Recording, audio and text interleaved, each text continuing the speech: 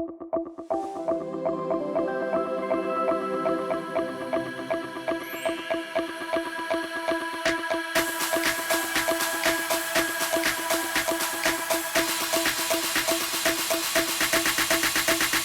Students, welcome to knowledge campus.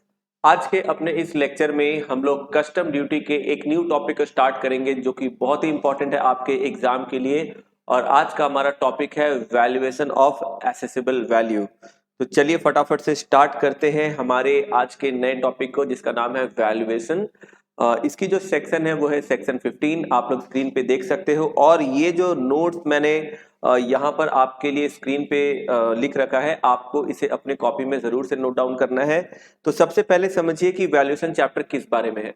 पिछले class में मैंने आपको ड्यूटी का कैलकुलेशन बताया था, किस तरीके से कस्टम ड्यूटी हम लोग कैलकुलेट करते हैं, किस तरीके से SWS कैलकुलेट की जाती है। लेकिन एसेसिबल वैल्यू जो होती है वो हमें प्रॉब्लम में दी गई थी। लेकिन कभी कभी आपको एसेसिबल वैल्यू प्रॉब्लम में दी नहीं जाएगी, बल्कि आपको एसेसिबल वैल्यू कैलकुलेट करनी पड़ेगी। आप में से बहुत सारे स्टूडेंट्स को लग रहा होगा कि सर ये एसेसिबल वैल्यू है क्या। आप इतनी बार बोल चुके हो accessible value accessible value, but what is accessible value. देखिए, एसेसिबल वैल्यू वो वैल्यू होती है जिसके ऊपर कस्टम ड्यूटी इंपोज की जाती है। ठीक है, accessible value is the value on which custom duty is calculated. तो सबसे पहले देखिए यहां पर क्या लिखा हुआ है।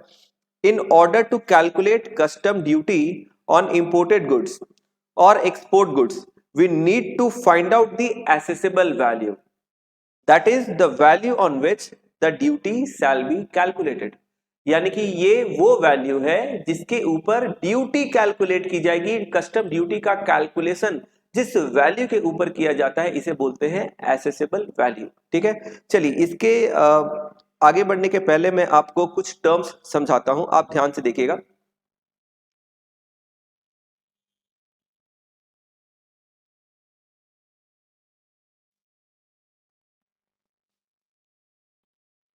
जैसे मान लीजिए ये है इंडिया,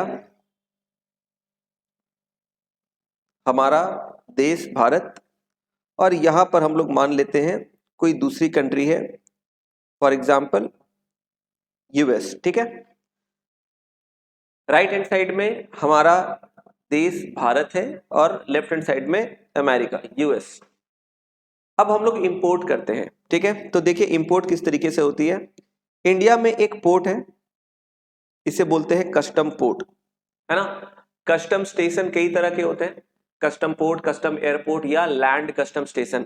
अभी जो भी एग्जांपल मैं आपको दे रहा हूं ये सी रूट का मैं दे रहा हूं, यानी कि वेसल के थ्रू इंपोर्ट हो रही है। तो इसलिए मैं एग्जांपल में यहां पर क्या ले रहा हूं, सी रूट है, तो यहां पर एग्जांपल में मैं ले रहा हूं कस्टम पोर्ट, कस्टम पोर्ट। और इंपोर्ट की जो पूरी प्रोसीजर होती है वो मैंने आपको पिछले क्लास में ऑलरेडी समझा दिया कि इंपोर्ट किस तरीके से होती है, इंपोर्ट प्रोसीजर क्या है। ठीक है, यानी कि इंपोर्ट की जो पूरी की पूरी जो स्टेप्स है, कैसे कैसे करके इंपोर्ट की जाती है, वो सब मैंने आपको ऑलरेडी समझा दिया। अब उसी के बेसिस पे मैं आपको ये एग्जाम्पल दे रहा हूं। ये है कस्टम पोर्ट हमारे देश का, इंडिया का। इसी तरीके से एक कस्टम पोर्ट यहां भी होगा US में, ये US का कस्टम पोर्ट है। अब आप ध्यान से देखिए, ये जो बंदा है ये है US का एक्सपोर्टर, ये कौन है, एक्सपोर्टर। और यहां ये जो बंदा है ये है इंपोर्टर, भारत का। तो इंडिया इंपोर्ट कर रहा है तो इंडिया से इंपोर्टर है, और US में एक बंदा है जो एक्सपोर्टर है। एक्सपोर्टर जो भी गुड्स एक्सपोर्ट करेगा कस्टम पोर्ट तक, ध्यान से देखिएगा, कस्टम पोर्ट, कौन से कस्टम पोर्ट की बात कर रहा हूं मैं, फॉरेन कस्टम पोर्ट, यानी कि जिस कंट्री से एक्सपोर्ट की जा रही है, जिस कंट्री से एक्सपोर्ट की जा रही है उस कंट्री के कस्टम पोर्ट की मैं बात कर रहा हूं। तो कस्टम पोर्ट तक की जो भी कॉस्ट होती है, कस्टम पोर्ट तक की जो भी कॉस्ट होगी, टोटल कॉस्ट, टोटल कॉस्ट, इसे हम लोग एक नाम देते हैं, इसे हम लोग बोलते हैं FOB। FOB का मतलब फ्री ऑन बोर्ड। ठीक है, free on board. Free on board क्या है, ये एक वैल्यू है। फ्री ऑन बोर्ड क्या है? फ्री ऑन बोर्ड एक वैल्यू है। कौन सी वैल्यू है? ये वो वैल्यू है जब कोई भी गुड्स एक्सपोर्ट की जाती है तो एक्सपोर्ट करने के पहले कस्टम पोर्ट, ध्यान से सुनिए, कस्टम पोर्ट जहां से एक्सपोर्ट हो रही है, कस्टम पोर्ट जहां से एक्सपोर्ट हो रही है, वहां तक की जो भी चार्जेस है सबको इंक्लूड करके एफओबी की प्राइस आती है। जैसे कि मान लीजिए इंपोर्टर ने जो भी गुड्स खरीदा है इस एक्सपोर्टर से, उसकी जो प्राइस है, जो cost price of the goods है वो, प्लस मान लो ये जो एक्सपोर्टर है, ध्यान से देखना, ये जो एक्सपोर्टर है हमारा प्यारा, ये जो एक्सपोर्टर है, मैं इसके चेहरे पे एक स्माइली बना देता हूं, ठीक है, आपको दिख रहा है स्माइली? तो ये जो हमारा एक्सपोर्टर है, ये जो हमारा एक्सपोर्टर है ना, इसकी फैक्ट्री होगी, मान लो ये इसकी फैक्ट्री है, ये इसकी फैक्ट्री है, ध्यान से देखना,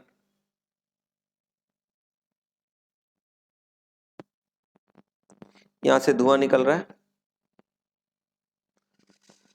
तो ये जो इस एक्सपोर्टर की फैक्ट्री है, यहां से गुड्स मैन्युफैक्चर होती है, मैन्युफैक्चर होने के बाद इसकी पैकिंग वगैरह होगी, है ना। मैन्युफैक्चर सामान बनने के बाद वैसे थोड़ी भेज देंगे, एक्सपोर्ट के पहले क्या किया जाता है, सामान को, गुड्स को अच्छे से पैक किया जाता है, पैकिंग करने के बाद उससे ट्रक से या किसी व्हीकल से हम लोग क्या करेंगे, कस्टम पोर्ट तक पहुंचाएंगे। तो ये जो एक्सपोर्टर है, ध्यान से देखिएगा, इस स्क्रीन पे अभी जो पर्सन आपको दिख रहा है ये एक्सपोर्टर है यूएस का, ठीक है, जिससे हम लोग इंपोर्ट कर रहे हैं, ठीक है। तो ये यूएस का जो एक्सपोर्टर है ये अपने फैक्ट्री में सामान बनाता है, सामान बनाने की जो इसकी कॉस्ट आती है, सामान जो बनाता है इसकी कॉस्ट आती है, क्या आती है, कॉस्ट, प्लस इसमें कुछ पैकिंग वगैरह लगते होंगे, तो पैकिंग चार्जेस भी लगते होंगे, पैकिंग एटसेट्रा एटसेट्रा, मतलब और भी जो भी चीजें हैं, प्लस फैक्ट्री से गुड्स निकल के पहले कस्टम पोर्ट में आएगा, क्योंकि जब तक कस्टम पोर्ट में गुड्स आएगा नहीं तब तक उसे एक्सपोर्ट कैसे किया जाएगा। तो यहाँ की जो भी ट्रांसपोर्टेशन कॉस्ट है, ट्रांसपोर्ट कॉस्ट, ये सब कुछ हम लोग क्या करेंगे, ऐड कर देंगे, सबका टोटल कर देंगे, और ये सब कुछ टोटल करके क्या बन जाएगी, एफओबी। एफओबी का मतलब ये होता है कि जिस पोर्ट से आप एक्सपोर्ट कर रहे हो, ध्यान से सुनिए, जिस पोर्ट से गुड्स की एक्सपोर्ट की जा रही है उस कस्टम पोर्ट तक का जो टोटल खर्चा है, उस कस्टम पोर्ट तक के जो भी कॉस्ट लगे हैं, चाहे वो गुड्स की परचेस कॉस्ट हो या उसके ऊपर किसी तरह की कोई प्राइमरी या सेकेंडरी पैकिंग की गई है, कोई कंटेनर की कॉस्ट है, कोई रॉ मटेरियल की कॉस्ट है, किसी भी तरह की कोई कॉस्ट है, या लोकल ट्रांसपोर्ट जो एक्सपोर्टर की कंट्री में हुआ है, क्योंकि एक्सपोर्टर के वेयरहाउस से या फैक्ट्री से गुड्स को एक्सपोर्ट कंट्री के कस्टम पोर्ट तक तो लाना पड़ेगा ना। तो फैक्ट्री से कस्टम पोर्ट तक गुड्स को लाने का जो भी लोकल ट्रांसपोर्टेशन का खर्चा आता है, ये सभी को मिलाकर जो टोटल खर्चे होते हैं इसे हम लोग बोलते हैं एफओबी, फ्री ऑन बोर्ड, ठीक है। एफओबी वैल्यू का मतलब फ्री ऑन बोर्ड, इसके अंदर वो सारे खर्चे इंक्लूड हो जाते हैं जो गुड्स के ऊपर लगाए गए हैं, कहां तक, कस्टम पोर्ट लाने तक, ठीक है। मैंने पोर्ट को गलती से पोस्ट लिख दिया है,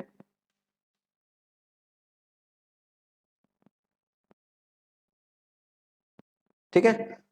तो कस्टम पोर्ट में गुड्स को लाने तक जो भी खर्चे हुए हैं वो सभी को टोटल कर देंगे, तो क्या आ जाएगा, एफओबी वैल्यू, यानी कि फ्री ऑन बोर्ड। ये आपको समझ में आया? तो चलिए, सामान एक्सपोर्टर ने क्या किया, ध्यान से सुनिएगा, ये जो एक्सपोर्टर है इसने क्या किया, एक्सपोर्टर ने गुड्स को बनाया, उसके बाद पैकेजिंग वगैरह की, उसके बाद व्हीकल में, ट्रक में सामान को लोड करके कस्टम पोर्ट में भेज दिया। कस्टम पोर्ट में भेज देने के बाद जो भी इसकी टोटल कॉस्ट आई वो हो गई एफओबी वैल्यू। एफओबी का मतलब जब वेसल में लोड हो रही है उस टाइम की वैल्यू। अब यहां से एक वेसल, यहां से देखो एक वेसल है,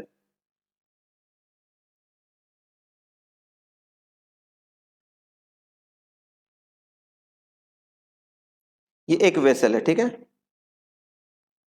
इस वेसल में सामान को क्या कर दिया जाएगा, लोड कर दिया जाएगा। तो चलो मैं एक काम करता हूं, यहां पर मैं लोड कर देता हूं, ये है सामान।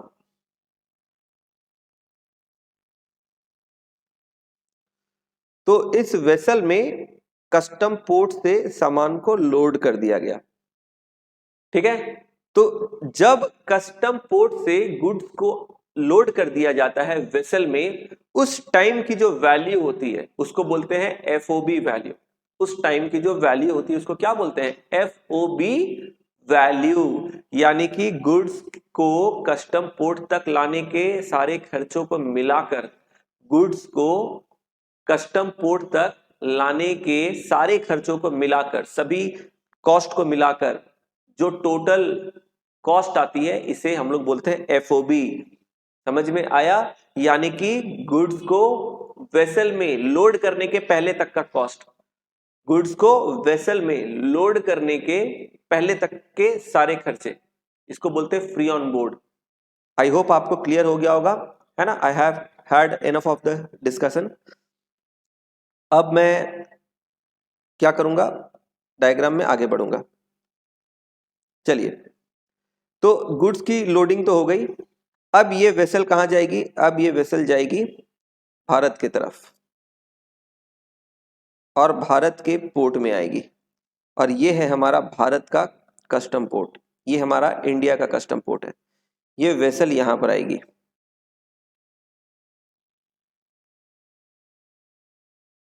ठीक है। इंडिया में आएगी इस सामान को लेकर, ये जो भी सामान थे इसे लेकर भारत के इंडियन कस्टम पोर्ट में आएगी। अच्छा, यहां से लेकर यहां आएगी, तो ये जो पूरी समुद्र की जर्नी है, यहां पर क्या है? ये पूरा समुद्र है ना, ये तो पूरा समुद्र है, सी रूट से आ रही है। तो ये जो सी रूट है, यहां से आने के लिए ट्रांसपोर्टेशन लगेगा, है ना? तो फॉरेन कंट्री से होम कंट्री में आने के लिए सी रूट से जो भी ट्रांसपोर्टेशन का खर्चा आएगा, इसको क्या बोलेंगे? इसको बोलेंगे हम लोग फ्रेट।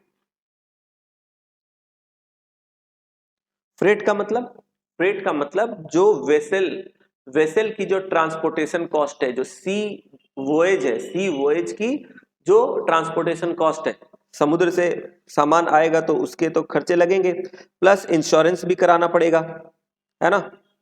मरीन इंश्योरेंस कराना पड़ता है ना, ताकि किसी भी तरीके से अगर गुड्स डैमेज हो जाती है, ये जो वेसल है ये डूब जाए, या वेदर खराब होने के वजह से, या मॉइस्चर के वजह से, या किसी भी XYZ रीजन के वजह से अगर किसी भी तरीके से नुकसान होता है ये गुड्स का, सामान का, तो उसके जो कॉम्पेंसेशन है वो इंश्योरेंस कंपनी देंगे। तो जब भी एक्सपोर्ट या इंपोर्ट होती है तो इसकी इंश्योरेंस भी कराई जाती है, तो उसका इंश्योरेंस प्रीमियम भी पे करना पड़ेगा, है ना? मरीन इंश्योरेंस बोलते हैं, आप लोगों ने पढ़ा होगा। तो ये जो जर्नी है यूएस के कस्टम पोर्ट से लेकर इंडिया के कस्टम पोर्ट तक, ये जो जर्नी है, इसके बीच में हमारे दो खर्चे और लगेंगे। कौन से खर्चे लगेंगे? फ्रेट के खर्चे, यानी ट्रांसपोर्टेशन का खर्चा वेसल का, और फिर इंश्योरेंस का खर्चा। और फाइनली जब ये हमारे इंडिया के कस्टम पोर्ट में आएगा तो इसकी जो टोटल वैल्यू होगी वो क्या होगी? इसे हम लोग बोलते हैं CIF, CIF, ठीक है, CIF वैल्यू, ठीक है। तो आप देखिए, ये टर्म आपको ध्यान रखना है सबसे पहले। तो देखो यहां पर लिखा हुआ है CIF और FOB, ये दो इंपॉर्टेंट टर्म अगर आप नहीं समझोगे तो बाकी के डिस्कशन में आपको कई जगह पे परेशानी होगी। आपको दिख रहा है नीचे CIF और FOB स्क्रीन पे? तो अगर हम लोग इसको फॉर्मूला के हिसाब से अगर इसे बनाए तो आप बताइए इसका फॉर्मूला किस तरीके से बनेगा? ध्यान से देखना। हमने क्या किया, हमने क्या किया, FOB वैल्यू जो थी इसमें हमने प्लस किया फ्रेट और इंश्योरेंस। तो इससे हमें कौन सी वैल्यू मिल गई? CIF value. कौन सी वैल्यू मिल गई? CIF value. मैंने ठीक लिखा ना? FOB वैल्यू में फ्रेट और इंश्योरेंस को अगर प्लस कर देंगे तो जो टोटल कॉस्ट आ जाएगी या टोटल वैल्यू आ जाएगी, इसे CIF बोलेंगे। क्लियर है? चलो ठीक है। CIF का मतलब क्या होता है? Cost, insurance and freight. FOB cost, FOB का मतलब जो आपकी कॉस्ट लगी, और फ्रेट जो आपकी लगी, और इंश्योरेंस जो लगी, इसी को मिलाकर हम लोग CIF बोलते हैं, कॉस्ट, इंश्योरेंस एंड फ्रेट। तो अब यहां पर ना ग्रीन कलर से कुछ पॉइंट है, पहले मैं आपको ये पढ़ा देता हूं। नीचे देखिए स्क्रीन पे हैशटैग में क्या लिखा हुआ है, for import, for import, import के केस में valuation shall be done on CIF। अगर इंपोर्ट का केस है, अगर इंपोर्ट हो रही है गुड्स की, तो जो वैल्यूएशन है वो कौन से वैल्यू पे की जाएगी, CIF वैल्यू पे। CIF का मतलब क्या होता है, that is cost, insurance and freight. यानी इंपोर्ट के केस में, इंपोर्ट के केस में जो आपकी एसेसिबल वैल्यू होगी वो क्या होगी, वो होगी CIF। इंपोर्ट के केस में आपकी एसेसिबल वैल्यू कौन सी होगी, CIF, यानी कि वैल्यूएशन किया जाएगा CIF के बेसिस पे। एक्सपोर्ट के केस में नेक्स्ट पॉइंट में देखिए, for export valuation shall be done on FOB, that is free on board. अगर एक्सपोर्ट हो रही है तो वैल्यूएशन कौन से वैल्यू पे की जाएगी, FOB वैल्यू, यानी कि फ्री ऑन बोर्ड की जो वैल्यू होगी इसके ऊपर की जाएगी। यानी इंपोर्ट के लिए जो रेलेवेंट वैल्यू है, इंपोर्ट के केस में जो रेलेवेंट वैल्यू है वो है CIF, एक्सपोर्ट के केस में जो रेलेवेंट वैल्यू है वो क्या है, FOB। आपको समझ में आ गया, ये आपको याद रखना है, इंपोर्ट के लिए रेलेवेंट वैल्यू CIF, एक्सपोर्ट के लिए रेलेवेंट वैल्यू FOB। ये दोनों का मतलब मैंने आपको समझा दिया, फुल फॉर्म भी मैंने आपको बता दिया, ठीक है। ये आपको ध्यान रखना है, इंपोर्ट के केस में एसेसिबल वैल्यू हो जाएगी CIF, और एक्सपोर्ट के केस में एसेसिबल वैल्यू हो जाएगी FOB, ठीक है। एसेसिबल वैल्यू क्या है, ये तो मैंने आपको स्टार्टिंग में ही बता दिया। एसेसिबल वैल्यू क्या है, एसेसिबल वैल्यू वो वैल्यू है जिसके ऊपर हम लोग कस्टम ड्यूटी कैलकुलेट करते हैं। एसेसिबल वैल्यू वो वैल्यू है जिसके ऊपर हम लोग कस्टम ड्यूटी कैलकुलेट करते हैं। ये मैंने आपको बताया क्लास के शुरुआत में, और यहां नोट्स में भी वो लिखा हुआ है, ठीक है। अब आप ध्यान से देखिए, अब आप ध्यान से देखिए, यहां तक आपने समझ लिया। एसेसिबल वैल्यू दो तरीके की होती है, एक को बोलते हैं ट्रांजैक्शन वैल्यू, एक को बोलते हैं टैरिफ वैल्यू। एसेसिबल वैल्यू जो है, जिसकी सेक्शन क्या है, सेक्शन 14, ये दो तरीके की हो सकती है, सेक्शन 14(1) और सेक्शन 14(2). सेक्शन 14(1) में आती है ट्रांजैक्शन वैल्यू, सेक्शन 14(2) में आती है टैरिफ वैल्यू। एसेसिबल वैल्यू हो सकती है दो तरह की, ट्रांजैक्शन वैल्यू अंडर सेक्शन 14(1) या फिर टैरिफ वैल्यू अंडर सेक्शन 14(2). अब इसके बारे में देखते हैं। When CBIC यानी कि central board of indirect tax and custom has reason to believe that transaction value is not suitable to be taken as assessable value, then it may fix tariff values for any class of goods. Normally accessible value किसी भी import goods की क्या होती है, transaction value. ध्यान से सुनिए मैं जो बोल रहा हूं, नॉर्मली कोई भी इंपोर्ट गुड्स होती है या एक्सपोर्ट गुड्स होती है, इसकी जो ट्रांजैक्शन वैल्यू होती है ना, ये ट्रांजैक्शन वैल्यू ही नॉर्मली एसेसिबल वैल्यू मानी जाती है। ट्रांजैक्शन वैल्यू जो होती है इसी को ही नॉर्मली हम लोग एसेसिबल वैल्यू मानते हैं।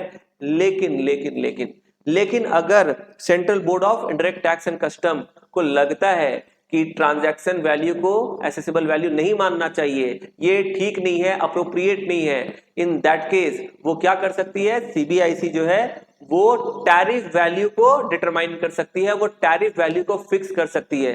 अगर CBIC को किसी भी रीजन के वजह से, किसी भी ग्राउंड के वजह से, if CBIC has some reasonable ground and if it thinks that transaction value should not be taken as assessable value, in that case CBIC can fix tariff value as an assessable value।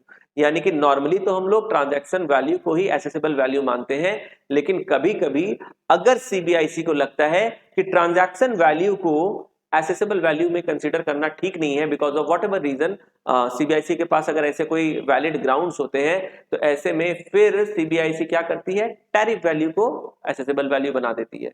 Tariff value को assessable value कब बनाया जाता है, tariff value को assessable value तभी बनाया जाता है जब transaction value suitably accessible value नहीं ली जा सके, ठीक है। तो अब हम लोग एक एक करके डिस्कस करेंगे ट्रांजैक्शन वैल्यू और टैरिफ वैल्यू के बारे में। आपके लिए सबसे ज्यादा इंपॉर्टेंट है ट्रांजैक्शन वैल्यू, इसके ऊपर एग्जाम में प्रॉब्लम्स आते हैं, ठीक है।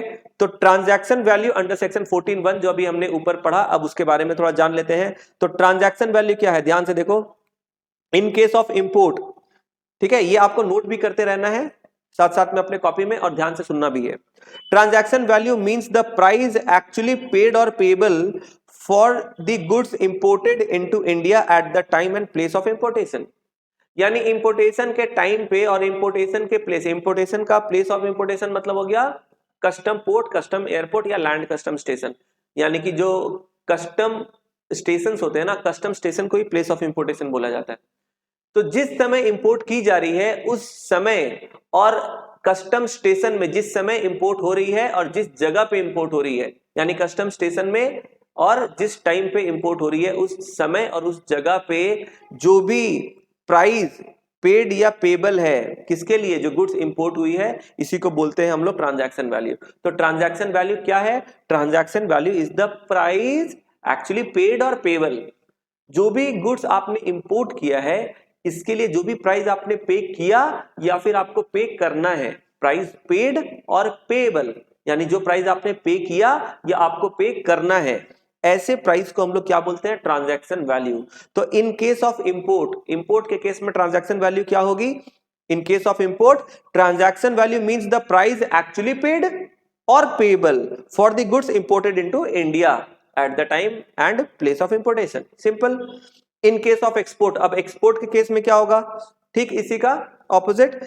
Transaction value means the price actually paid और payable for the goods for export from India for delivery at the time and place of exportation. यानी इसी बात को घुमाकर बोला गया है कि एक्सपोर्ट के केस में ट्रांजैक्शन वैल्यू वही है जो प्राइस पे करना है एक्सपोर्ट गुड्स के लिए, मतलब जो गुड्स आप एक्सपोर्ट कर रहे हो उसके डिलीवरी होने पर जो प्राइस सामने वाले को आपको पे करना है, यानी कि इंपोर्टर जो एक्सपोर्टर को पे करेगा, इसे क्या बोलेंगे? Transaction value. घूम फिरकर बोलने का जो सीधा मतलब है वो ये है कि जिस प्राइस पे ट्रांजैक्शन हो रहा है, ट्रांजैक्शन वैल्यू का मतलब जिस प्राइस पे ट्रांजैक्शन हो रहा है, जो प्राइस इंपोर्टर एक्सपोर्टर को पे करता है, इसी को बोलते हैं ट्रांजैक्शन वैल्यू। ठीक है, समझ में आया? Transaction value is the value of the transaction और the transaction price, the price which is paid और payable by importer to exporter, the price which is paid और payable by importer to exporter. ठीक है, चलो ये समझ में आ गया। अब यहां पर ध्यान से देखिए, नीचे जो लिखा है ये बहुत इंपॉर्टेंट है। क्या लिखा है? वैल्यू ऑफ इंपोर्टेड गुड्स और export goods shall be transaction value of such goods provided buyer and seller are not related and price is the sole consideration। ये बहुत इंपॉर्टेंट है। किसी भी इंपोर्ट या एक्सपोर्ट के केस में ट्रांजैक्शन वैल्यू को एसेसेबल वैल्यू मानेंगे अगर ये दो कंडीशन सेटिस्फाई होते हैं। कौन से दो कंडीशन? पहला, बायर और सेलर रिलेटेड नहीं होना चाहिए। बायर और सेलर जो है ये रिलेटेड पर्सन नहीं होना चाहिए। अच्छा, रिलेटेड पर्सन का मतलब क्या होता है ये मैं आपको आगे बता दूंगा। ठीक है, बस आप इतना याद रखिए कि बायर जो है और जो सेलर है ये आपस में रिलेटेड पर्सन नहीं होने चाहिए। बायर का मतलब जो इंपोर्टर है, सेलर का मतलब जो एक्सपोर्टर है। तो बायर और सेलर जो है, इंपोर्टर और एक्सपोर्टर रिलेटेड पर्सन नहीं होने चाहिए, पहला कंडीशन। दूसरा, price is the sole consideration, मतलब जो इंपोर्टर एक्सपोर्टर को जो प्राइस पे कर रहा है ये price is the only consideration, इसके अलावा कोई दूसरा any other monetary non monetary consideration नहीं होना चाहिए। Price is the sole consideration. समझ में आया? तो अगर ये दोनों कंडीशन सेटिस्फाई हो जाते हैं तो ट्रांजैक्शन वैल्यू को एसेसेबल वैल्यू मान लिया जाएगा। अगर इन दोनों में से कोई भी कंडीशन सेटिस्फाई नहीं हुआ तो प्राइस जो है फिर वो सोल कंसिडरेशन प्राइस जो है फिर उसे हम लोग ट्रांजैक्शन वैल्यू को हम लोग एसेसेबल वैल्यू नहीं मानेंगे। समझ में आया? इन दोनों में से कोई भी एक कंडीशन अगर सेटिस्फाई नहीं होता है फिर हम लोग ट्रांजैक्शन वैल्यू का एसेसेबल वैल्यू नहीं मानेंगे। ट्रांजैक्शन वैल्यू का एसेसेबल वैल्यू तभी माना जाएगा जब ये दोनों कंडीशन सेटिस्फाई हो जाएंगे। ठीक है, बाकी सीआईएफ और एफओबी मैंने आपको बता दिया। आगे देखो नीचे क्या लिखा है। Place of importation means the custom station where the goods are brought to be cleared for home consumption or warehousing। Simple आपको याद रखना, प्लेस ऑफ इंपोर्टेशन का मतलब कस्टम स्टेशन। कस्टम स्टेशन कितने तरह के होते हैं? 3 तरह के। मैंने आपको बताया था, कस्टम पोर्ट, कस्टम एयरपोर्ट और लैंड कस्टम स्टेशन। ठीक है, डिपेंडिंग अपॉन द क्या बोलते हैं, मोड ऑफ इंपोर्ट। ठीक है, चलो इसके बाद ध्यान से देखिएगा, रूल 3.2 एक रूल है यहां पर। रूल 3.2 क्या बोलता है? ध्यान से देखिए। Rule 3.2 states that the transaction value can be taken if no condition on disposition और use of goods and buyer and seller are not related. तो कस्टम में एक रूल है, रूल 3.2। रूल 3.2 हमें यह बताता है कि ट्रांजैक्शन वैल्यू को आप एसेसेबल वैल्यू मान सकते हो अगर बायर और सेलर आपस में रिलेटेड नहीं है। बायर और सेलर आपस में रिलेटेड नहीं है, पहली नंबर कंडीशन। दूसरी कंडीशन क्या है? There is no condition on disposition और यूज ऑफ गुड्स। ये बहुत इंपॉर्टेंट है, ध्यान से समझिए। जो एक्सपोर्टर है यानी कि जो सेलर है, अगर वो एक्सपोर्टर या सेलर बायर के ऊपर यानी इंपोर्टर के ऊपर कोई कंडीशन लगा देता है, किस चीज की कंडीशन, कि जो गुड्स वो एक्सपोर्ट कर रहा है उसे किसी पर्टिकुलर वे में सेल करना है, किसी पर्टिकुलर प्राइस पे सेल करना है, किसी पर्टिकुलर वे में डिस्पोज करना है, किसी पर्टिकुलर वे में यूज करना है, किसी पर्टिकुलर सिचुएशन में किसी पर्टिकुलर प्राइस में उसको यूटिलाइज करना है, किसी भी तरीके की कोई भी कंडीशन अगर एक्सपोर्टर इंपोर्टर पे इंपोज करता है, एक्सपोर्टर इंपोर्टर पे इंपोज करता है किसी भी तरह की कोई भी कंडीशन, तो ऐसे में ट्रांजैक्शन वैल्यू को एसेसिबल वैल्यू नहीं मानेंगे। तो ट्रांजैक्शन वैल्यू को एसेसिबल वैल्यू कब मानेंगे हम लोग, बोलो ट्रांजैक्शन वैल्यू को एसेसिबल वैल्यू कब मानेंगे? सबसे पहला, बायर और सेलर यानी इंपोर्टर एक्सपोर्टर रिलेटेड पर्सन नहीं होने चाहिए। दूसरा, जो एक्सपोर्टर है वो इंपोर्टर के ऊपर किसी तरह की कोई कंडीशन नहीं लगाएगा रिगार्डिंग डिस्पोजिशन और यूज ऑफ गुड्स, कैसे यूज करेंगे या कैसे डिस्पोज करेंगे इसका कोई कंडीशन नहीं होना चाहिए, ठीक है, ये ध्यान रखना है। और price is the sole consideration, ये ऊपर हमने पढ़ा था, तो ये तो मेन कंडीशन है, इसको भी आपको ध्यान रखना है, ठीक है। और रूल 3 के यहाँ पर भी जो है ये भी कंडीशन आपको ध्यान रखने हैं। अच्छा, रिलेटेड पर्सन क्या होता है ये हम लोग क्लास नोट्स में देख लेंगे, ठीक है। तो रिलेटेड पर्सन की जो सेक्शन है वो है 2.2, ये सेक्शन वगैरह आपको याद रखने की कोई खास जरूरत नहीं है, लेकिन रिलेटेड पर्सन की जो मीनिंग है वो मैं आपको नोट्स से दिखा दूंगा। अब आप यहाँ पर ध्यान से देखिए, ये जितने भी हैंड रिटन नोट्स है ना, इसकी एक एक लाइन और एक एक वर्ड बहुत इंपॉर्टेंट है। मैंने अपने हैंड रिटन नोट्स में वही लिखा है जो सबसे ज्यादा इंपॉर्टेंट है, बाकी तो आपके पीडीएफ नोट्स में आपको सब कुछ दिया गया है, पर हैंड रिटन नोट्स में एक एक वर्ड बहुत इंपॉर्टेंट है, आपको अपने कॉपी में नोट डाउन करना है, एग्जाम में आपको ये देखकर जाना है, ठीक है। क्या लिखा है देखो ध्यान से, transaction value can be accepted as assessable value even though sale is made to a related person. ये एक्सेप्शन है, ये जो लिखा है क्या है, दिस इज एन एक्सेप्शन। कभी कभी ट्रांजैक्शन वैल्यू को एसेसिबल वैल्यू मान लेते हैं इवन दो इंपोर्टर और एक्सपोर्टर रिलेटेड पर्सन है, यानी इंपोर्टर और एक्सपोर्टर अगर रिलेटेड पर्सन भी हो तो भी कभी कभी ट्रांजैक्शन वैल्यू को एसेसिबल वैल्यू मान लिया जाता है। समझ में आ रहा है? ये कौन से सिचुएशन है, relationship did not influence the price and importer demonstrate that the value is FMV, fair market value। इसका मतलब क्या हुआ? मतलब ये है कि नॉर्मली, मेरे बात को ध्यान से सुनिए, नॉर्मली बायर और सेलर रिलेटेड नहीं होने चाहिए, ठीक है, यानी एक्सपोर्टर और इंपोर्टर नॉर्मली रिलेटेड नहीं होने चाहिए, अदरवाइज क्या होगा, ट्रांजैक्शन वैल्यू को एसेसिबल वैल्यू नहीं मानेंगे। लेकिन कभी कभी एक्सपोर्टर और इंपोर्टर आपस में रिलेटेड भी हो, फिर भी ट्रांजैक्शन वैल्यू को एसेसिबल वैल्यू मान सकते हैं अगर ये दो कंडीशन सेटिस्फाई हो जाते हैं। कौन से दो condition? Relationship did not influence the price, यानी कि बायर और सेलर, इंपोर्टर और एक्सपोर्टर आपस में रिलेटेड पर्सन तो है, लेकिन इस रिलेशनशिप के वजह से प्राइस कुछ भी इन्फ्लुएंस नहीं हुआ है, प्राइस में किसी तरह का कोई चेंज नहीं आया है, मतलब जो ट्रांजैक्शन हुई है वो आर्म्स लेंथ प्राइस पे हुई है, फेयर मार्केट वैल्यू पे हुई है। समझ में आ रहा है? यही बोला जा रहा है इंपोर्टर। अच्छा, ये किसको प्रूफ करना पड़ेगा? ये इंपोर्टर को प्रूफ करना पड़ेगा।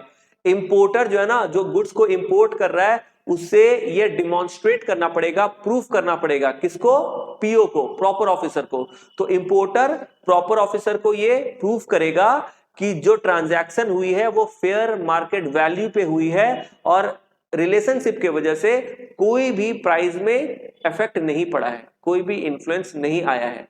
और अगर ऐसा इंपोर्टर करने में सफल हो जाता है, वो पीओ को सेटिस्फाई कर देता है, in that case even if exporter and importer are related person, the transaction value will be taken as assessable value, ठीक है। तो ये एक एक्सेप्शन है, आपको ध्यान रखना है। समझ में आया? चलिए, तो यहां तक हमने समझ लिया। तो अभी तक मैंने क्या बताया आपको? अभी तक मैंने आपको बताया एसेसिबल वैल्यू क्या होती है। एक बार मैं रिवाइज करा दूं क्योंकि सारी चीजें आपस में दिमाग में लिंक होनी चाहिए। सबसे पहले मैंने आपको बताया एसेसिबल वैल्यू। एसेसिबल वैल्यू वो वैल्यू होती है जिसके ऊपर कस्टम ड्यूटी हम लोग क्या करते हैं? कैलकुलेट करते हैं। ये दो तरीके की होती है, ट्रांजैक्शन वैल्यू और टैरिफ वैल्यू। नॉर्मली जो ट्रांजैक्शन वैल्यू होती है उसी को एसेसिबल वैल्यू माना जाता है, लेकिन अगर सीबीआईसी को लगता है कि ट्रांजैक्शन वैल्यू को एसेसेबल वैल्यू नहीं मानना चाहिए because of certain reasonable ground, in that case CBIC क्या कर सकती है, एक अलग से टैरिफ वैल्यू फिक्स कर सकती है जिसके ऊपर फिर हम लोग उसको एसेसेबल वैल्यू मान के कस्टम ड्यूटी लगाएंगे। ट्रांजैक्शन वैल्यू जो है, इसका मतलब जिस वैल्यू पे ट्रांजैक्शन हुई है इसी को बोलते हैं ट्रांजैक्शन वैल्यू अंडर सेक्शन 14(1). अब ध्यान देना है कि कोई भी इंपोर्ट के केस में ट्रांजैक्शन वैल्यू के एसेसेबल वैल्यू मानेंगे अगर ये दो कंडीशन सेटिस्फाई हो जाती है। पहला, बायर और सेलर आपस में रिलेटेड पर्सन नहीं होने चाहिए, दूसरा price is the sole consideration होना चाहिए। ये दोनों कंडीशन होगा तभी ट्रांजैक्शन वैल्यू का एसेसेबल वैल्यू मानेंगे। लेकिन कभी कभी अगर बायर और सेलर आपस में रिलेटेड भी हो तो भी हम लोग क्या कर सकते हैं, ट्रांजैक्शन वैल्यू का एसेसेबल वैल्यू मान सकते हैं अगर इंपोर्टर पीओ को सेटिस्फाई कर दे कि रिलेशनशिप की वजह से प्राइस में कोई इन्फ्लुएंस नहीं हुआ है और जो प्राइस है ट्रांजैक्शन की वो आर्म्स लेंथ प्राइस यानी कि फेयर मार्केट वैल्यू पे की गई है। ठीक है, चलो इंपोर्ट के लिए जो एसेसेबल वैल्यू होती है, इंपोर्ट के केस में जो एसेसेबल वैल्यू होती है वो होती है CIF यानी कि कॉस्ट इंश्योरेंस एंड फ्रेट, और एक्सपोर्ट के लिए जो एसेसेबल वैल्यू होती है वो होती है FOB यानी कि फ्री ऑन बोर्ड। ठीक है, प्लेस ऑफ इंपोर्टेशन का मतलब कस्टम स्टेशन। चलो ये सारी चीजें हम लोगों ने समझ ली। इसके बाद देखना रेट ऑफ एक्सचेंज। अच्छा, ये जो पॉइंट है ना, ये मैंने आपको लास्ट डे भी बताया था। Rate of exchange shall be applicable on the date on which, जब इंटरनेशनल ट्रांजैक्शन होते हैं तो कभी कभी फॉरेन करेंसी में ट्रांजैक्शन भी होते हैं और आपको उसे होम करेंसी में कन्वर्ट करना पड़ता है एक्सचेंज रेट के हेल्प से। तो एक्सचेंज रेट आपको कौन सा लेना है, तो देखो इंपोर्ट के केस में when first bill of entry is filed by importer, ये मैंने पिछले दिन भी आपको बताया था। एक्सचेंज रेट कब का लेते हैं, इंपोर्ट के केस में जब first bill of entry file होती है उस दिन का जो एक्सचेंज रेट होगा वो लेंगे। एक्सपोर्ट के केस में when shipping bill of export is filed, export के केस में जब शिपिंग बिल एक्सपोर्टर फाइल करता है तो उस दिन की जो एक्सचेंज रेट है वो हम लोग लेते हैं। ठीक है, और ये एक्सचेंज रेट किसकी लेनी है, सीबीआईसी की। सीबीआईसी की जो एक्सचेंज रेट होती है वही ली जाती है, दूसरी एक्सचेंज रेट हम लोग नहीं लेते हैं। ठीक है, चलो अब सबसे इंपॉर्टेंट चीज, सबसे ज्यादा इंपॉर्टेंट चीज ध्यान से देखिए। As per rule 3(1) transaction value can be taken as assessable value only after adjustment of rule 10। एक रूल है रूल 3(1). रूल 3(1) हमें क्या बताता है, रूल 3(1) हमें बताता है कि ट्रांजैक्शन वैल्यू को एसेसेबल वैल्यू हम लोग तभी मान सकते हैं जब उसमें रूल 10 का एडजस्टमेंट हो जाए। ध्यान से सुनिए क्या बोला जा रहा है। रूल 3(1) एक रूल है, रूल 3(1) वो हमें बताता है कि ट्रांजैक्शन वैल्यू को एसेसेबल वैल्यू तभी मान सकते हैं जब उसमें रूल 10 का एडजस्टमेंट हो जाए। ठीक है, वही लिखा हुआ है, transaction value can be taken as assessable value only after adjustment of rule 10, यानी रूल 10 का जब एडजस्टमेंट हो जाएगा उसके बाद ही ट्रांजैक्शन वैल्यू को एसेसेबल वैल्यू मानेंगे। ठीक है, समझ में आया। तो चलिए अब देख लेते हैं रूल 10 का एडजस्टमेंट क्या है। तो रूल 10 में दो तरह के एडजस्टमेंट होते हैं, रूल 10(1) और रूल 10(2). रूल 10(1) और रूल 10(2) ये दो तरह के एडजस्टमेंट होते हैं रूल 10 में। ठीक है, तो एक एक करके देखते हैं। रूल 10(1), रूल 10(1) में क्या क्या एडजस्टमेंट होते हैं, ध्यान से देखो क्या बोला जा रहा है। ये सब आपको कॉपी करना है, इस तरीके से आपको क्या करना है, बीच में मिडिल ऑफ द पेज में लिखना है रूल 10 एडजस्टमेंट। जिस तरीके से मैंने लिखा है बिल्कुल इसी तरीके से आपको लिखना है। ठीक है, मिडिल ऑफ द पेज में लिखो रूल 10 एडजस्टमेंट्स, इसमें से नीचे दो लेग्स ड्रॉ करो, दो ड्रॉप डाउन बनाओ।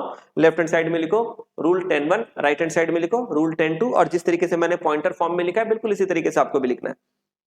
तो सबसे पहले देखो, चलो रूल 10(1). रूल 10(1) में क्या बोला जा रहा है, following items shall be added with transaction value if charge separately.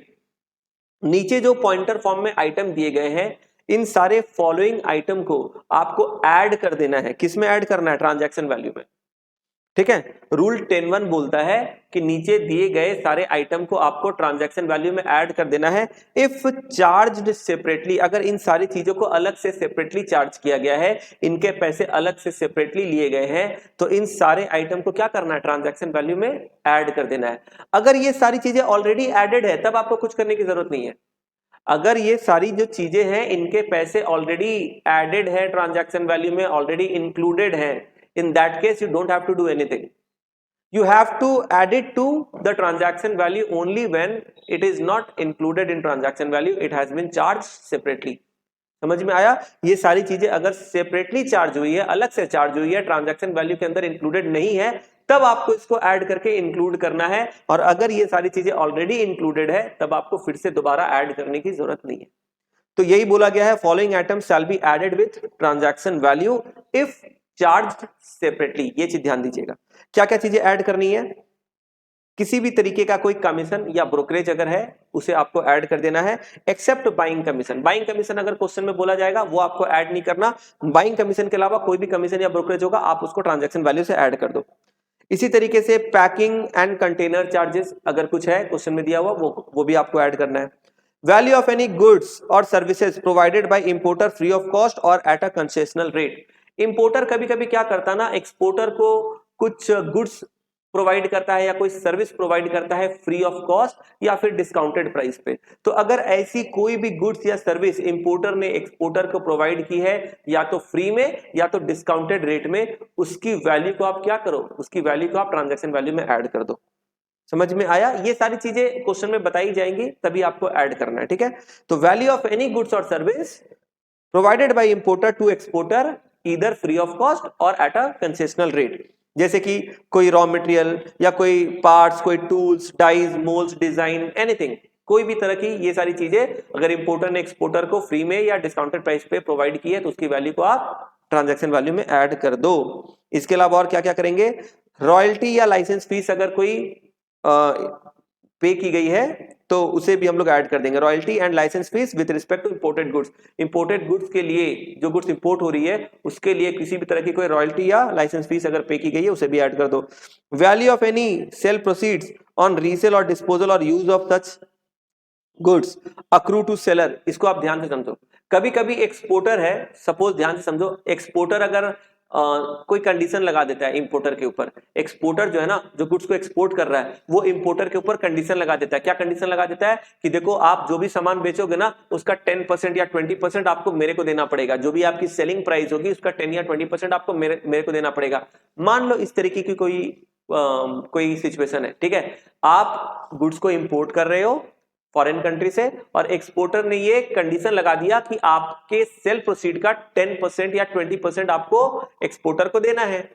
यानी कि इंपोर्टर जब गुड्स को इंपोर्ट करके लेकर आएगा और लाकर हमारे देश में अपने डोमेस्टिक कंट्री में वो सेल करेगा तो जो भी सेल प्रोसीड्स आएगी उसका सर्टेन परसेंटेज अक्रू होगा किसको, एक्सपोर्टर को, यानी कि सेलर को।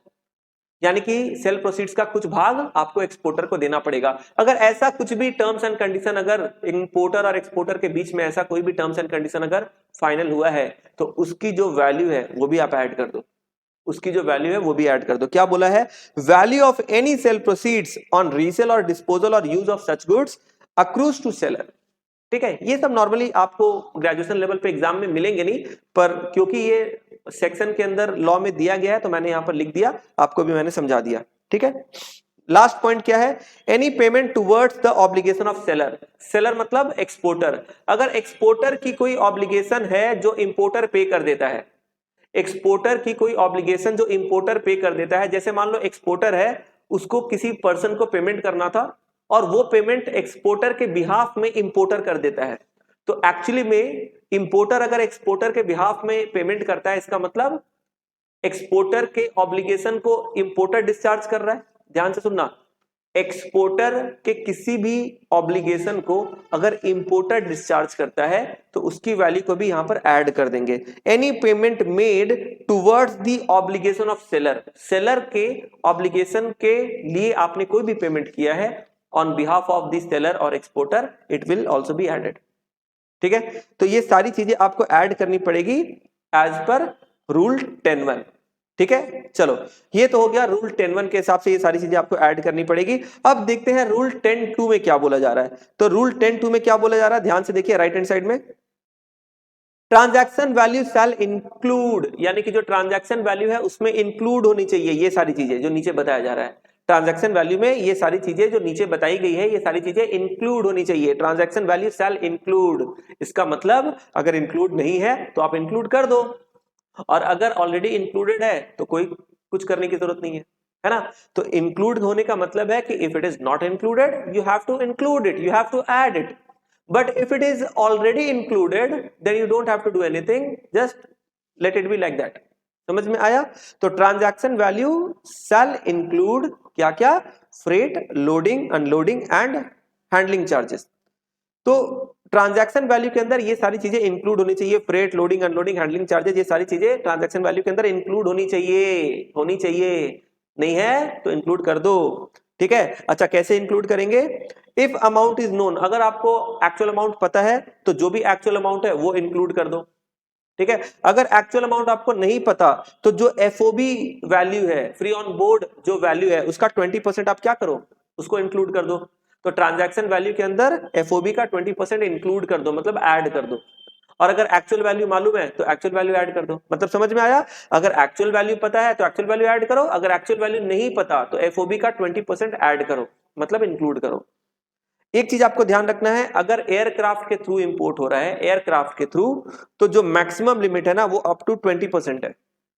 यानी कि अगर आपको एक्चुअल वैल्यू पता भी है तो एक्चुअल वैल्यू 20% ऑफ एफओबी से ज्यादा नहीं होना चाहिए, ठीक है। इन case of aircraft, in case of import by air, ध्यान से सुनिए, इन case of import by air आपको क्या करना है, जो भी फ्रेट, लोडिंग, अनलोडिंग की जो एक्चुअल वैल्यू है वो अगर आपको पता भी है तो भी आपको देखना है कि जो एक्चुअल वैल्यू है वो 20% ऑफ एफओबी से ज्यादा नहीं होनी चाहिए। मैक्सिमम लिमिट है 20% ऑफ एफओबी, इससे ज्यादा आप ऐड नहीं कर सकते, ठीक है।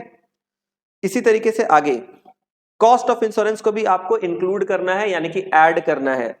तो अगर इंक्लूडेड नहीं है तो आपको इंक्लूड कर देना पड़ेगा, क्या, कॉस्ट ऑफ इंश्योरेंस, ठीक है। तो अगर अमाउंट, एक्चुअल अमाउंट आपको पता है तो आप उसको इंक्लूड कर दो। अगर एक्चुअल अमाउंट आपको नहीं पता तो क्या करो, 1.125% ऑफ एफओबी आप इंक्लूड कर दो, यानी कि ऐड कर दो, ठीक है। एफओबी का 1.125% आप कैलकुलेट करके ऐड कर दो, इंक्लूड कर दो, अगर अमाउंट नहीं पता है तो। इसके बाद कुछ और चीजें इंपॉर्टेंट पॉइंटर है, मैंने यहां पर हैशटैग करके लिखा है।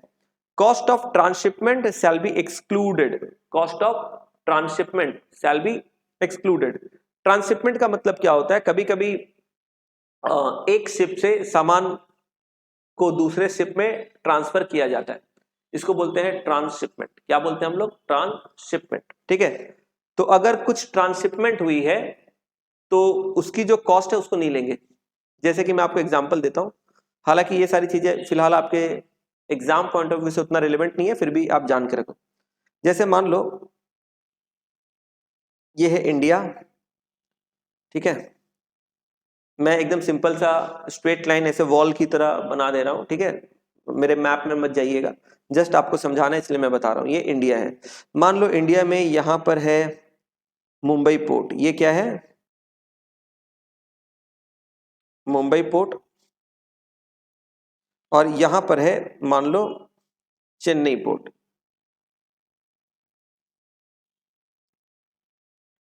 ठीक है।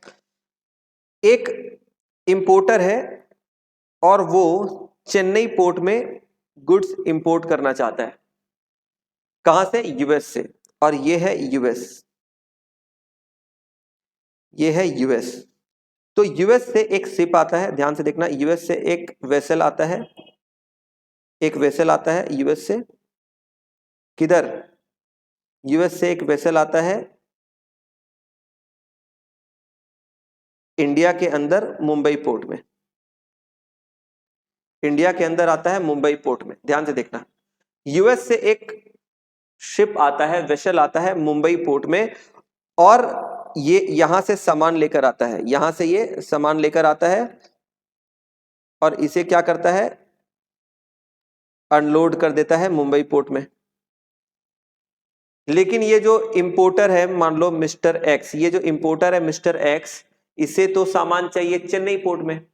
लेकिन मान लो ये जो यूएस का शिप है ना, देखो हर एक शिप की, हर एक वेसल की अपनी रूट होती है, हर एक वेसल की अपनी रूट होती है। जैसे आपने मान लो रेलवेज का एग्जांपल लेते हैं, तो कई तरह के ट्रेन होते हैं, है ना, सबकी अपनी अपनी स्टेशन होती है। जैसे मान लो राजधानी एक्सप्रेस, राजधानी है, दुरंतो है, और भी कई तरह के अलग अलग ट्रेन होते हैं। तो कुछ ट्रेन कुछ स्टेशन पे जाते हैं, कुछ स्टेशन पे नहीं जाते। फॉर एग्जाम्पल राजधानी, मान लो वो राजधानी है, वो कोलकाता आती है, दिल्ली आती है, इस तरीके से उसकी अपनी स्पेसिफिक रूट है। तो राजधानी जब चलेगी तो वो अपने रूट को फॉलो करके चलेगी, जिस जिस स्टेशन पे उसे रुकना है बस उसी उसी स्टेशन पे वो रुकेगी। जहां उसे नहीं जाना, जिस रूट पे उसे नहीं जाना, या फिर जिस स्टेशन पे उसे नहीं रुकना, वहां वो नहीं रुकेगी, है कि नहीं। तो वो हर एक ट्रेन अपने रूट पे चलती है और जो स्पेसिफाइड स्टेशन है वहीं पर वो होल्ड करेगी, वहीं पर वो रुकेगी, अदरवाइज वो अपने रूट पे चलती जाएगी। इसी तरीके से जो सी वोएज होती है, सी रूट से जो जर्नी होती है, इसकी भी अपनी स्पेसिफिक रूट होती है। और जितने भी वेसल्स होते हैं, जितने भी शिप होते हैं, उन सभी के एक प्री डिफाइंड स्पेसिफाइड रूट होते हैं। कोई भी वेसल किसी भी पोर्ट में नहीं जा सकता। समझ में आ रहा है? कोई भी वेसल किसी भी पोर्ट में नहीं जा सकता। आप कोलकाता में अगर जाओगे, मान लो फॉर एग्जांपल एस्प्लैनेड, कोलकाता के एस्प्लैनेड में बस डिपो है, वहां से कई तरह की बसेस खुलती है, सिलीगुड़ी जाती है, पुरी जाती है, दीघा जाती है, अलग अलग डेस्टिनेशन पे जाती है। तो क्या आपको, अगर मान लीजिए आपको जाना है सिलीगुड़ी, आप क्या रैंडमली कोई भी बस जाकर बस डिपो में आप चढ़ जाओगे तो क्या वो बस आपको सिलीगुड़ी लेकर जाएगी? ऐसा जरूरी नहीं। आपको सिलीगुड़ी जाना है तो पहले आपको देखना पड़ेगा सिलीगुड़ी जाने वाली बस कौन सी है, आपको उसमें बैठना पड़ेगा और फिर वो बस आपको सिलीगुड़ी लेकर जाएगी। आप किसी दूसरे रूट के बस में अगर जाकर बैठ जाओगे तो आपको वो कहीं और लेकर चली जाएगी, उसका डेस्टिनेशन तो कहीं और है। समझ में आया? समझ में आया? अब आप मान लीजिए आपको जाना है किसी जगह पे जहां पर डायरेक्ट बस अवेलेबल नहीं है। ध्यान से सुनना, आपको किसी जगह पे जाना है, वहां पर डायरेक्ट बस अवेलेबल नहीं है, तो आप क्या करते हो? आप क्या करते हो? आप उसके नियर बाई प्लेस में पहले जाओगे किसी दूसरे बस से, वहां पर से चेंज करके आप कोई दूसरा बस लोगे, फिर वहां से आप जाओगे। इसी तरीके से कई बार हमें ट्रेन में भी करना पड़ता। मान लीजिए जिस जगह पे हमें जाना है वहां पर डायरेक्टली कोई ट्रेन कनेक्टेड नहीं है, वहां कोई स्टेशन नहीं है, तो हम लोग क्या करते हैं, उसके नियर बाई स्टेशन में हम लोग जाते हैं, फिर वहां से कोई दूसरा ट्रेन या कोई दूसरा बस या कोई दूसरा व्हीकल लेकर हम लोग फिर अपने डेस्टिनेशन पे पहुंचते हैं। इसी तरीके से अगर हमें कोई दूसरी कंट्री में जाना है और डायरेक्ट फ्लाइट अवेलेबल नहीं है, तो हम लोग क्या करते हैं, हम लोग कनेक्टिंग फ्लाइट लेते हैं। कनेक्टिंग फ्लाइट से पहले हम लोगों को, जैसे मान लो दुबई जाना है अगर, ठीक है, तो डायरेक्ट फ्लाइट अगर दुबई की नहीं है तो हम लोग मान लो यहाँ से मुंबई जाएंगे और मुंबई से दुबई जाएंगे, या दिल्ली जाएंगे, दिल्ली से दुबई जाएंगे। तो हर जगह से हर रूट की जो कन्वेंस है वो अवेलेबल नहीं होती है, तो हमें क्या करना पड़ता है, उसकी कभी कभी कनेक्शन उस तरीके से बनानी पड़ती है। जैसे कनेक्टिंग फ्लाइट, मान लो कोलकाता से एक फ्लाइट हमने लिया सपोज दिल्ली, और फिर दिल्ली से हमने दूसरा फ्लाइट ले लिया मान लो सपोज दुबई। ठीक है, तो अल्टीमेट हमें पहुंचना तो था दुबई। फॉर एग्जांपल दुबई की कोई डायरेक्ट फ्लाइट नहीं है, तो हम लोग वाया दिल्ली गए, राइट। तो एक हो गया कोलकाता टू दिल्ली, फिर हो गया दूसरा connection Delhi to Dubai. Same तरीके से मान लो ये जो एक्सपोर्टर है, ध्यान से देखना, ये जो एक्सपोर्टर है यूएस में, यहां से ये जो मिस्टर एक्स है और ये एक्सपोर्टर का नाम दे देते हैं मिस्टर वाई। ठीक है, तो मिस्टर एक्स ने मिस्टर वाई से क्या बोला, मिस्टर एक्स जो है ये इंपोर्टर है, इसने मिस्टर वाई एक्सपोर्टर से बोला कि भाई मुझे गुड्स इंपोर्ट करना है, आप गुड्स भेज दो। कहां पर? चेन्नई पोर्ट में भेज दो। लेकिन जो मिस्टर वाई है ना, वो बोल रहा है कि नहीं नहीं नहीं, चेन्नई पोर्ट तक हमारा कोई भी वेसल या शिप नहीं जाता है, या कोई भी जो वेसल है वो अभी इस रूट पे अभी अवेलेबल नहीं है। तो फिर क्या करेगा मिस्टर एक्स? तो मिस्टर एक्स बोलेगा ठीक है चलो यार, चेन्नई पोर्ट पे अगर आपका सामान आप नहीं भेज सकते हो तो एक काम करो, नियर बाई दूसरे पोर्ट पे भेज दो, चलो मुंबई पोर्ट पे भेज दो। तो मिस्टर वाई ने क्या किया, मिस्टर वाई जो एक्सपोर्टर है उसने क्या किया, उसने गुड्स को एक्सपोर्ट तो किया पर वो चेन्नई पोर्ट पे नहीं भेजकर वो मुंबई पोर्ट में भेज दिया। अब मुंबई पोर्ट में ये सामान अनलोड हो गया। अब यहां से फिर क्या होगा, यहां से क्या होगा, यहां से फिर से एक दूसरा एक छोटा सा शिप या वेसल यहां से फिर से हम लोग क्या करेंगे, लेकर फिर से इस सामान को यहां पर अनलोड करेंगे, यहां से फिर से लोड करेंगे। हम लोग वापस से इसे लोड करेंगे और फिर ये जो वेसल है इसे लेकर आएंगे यहां पर।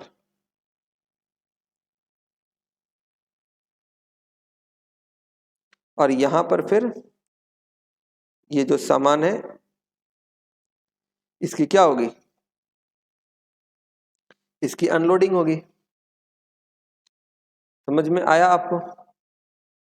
तो देखो यहां पर क्या हो रहा है, तो यूएस से वेसल में गुड्स को लोड किया गया और फिर वो गुड्स आता है भारत। भारत कहां पर आता है, भारत आता है मुंबई पोर्ट में। मुंबई पोर्ट मान लो कस्टम पोर्ट है, वहां पर आता है और वहां पर गुड्स अनलोड होती है। लेकिन जो एक्चुअल डेस्टिनेशन है इस गुड्स की वो मुंबई पोर्ट नहीं है, वो है सपोज चेन्नई पोर्ट, लेकिन चेन्नई पोर्ट में डायरेक्ट कोई यूएस से वेसल नहीं आ रहा है, तो इसके वजह से यूएस से मुंबई पोर्ट में पहले इंपोर्ट किया गया, फिर वहां से इसे दूसरे शिप में ट्रांसफर करके हमने उसे चेन्नई पोर्ट में मंगवा लिया। तो यहां पर जो सामान है, जो गुड्स है, वो पहले एक वेसल से आया मुंबई और फिर दूसरे वेसल में वो या दूसरे शिप में वो चेंज करके फिर वो चेन्नई पोर्ट आया अल्टीमेटली इंपोर्टर के पास। इसे बोलते हैं ट्रांसशिपमेंट।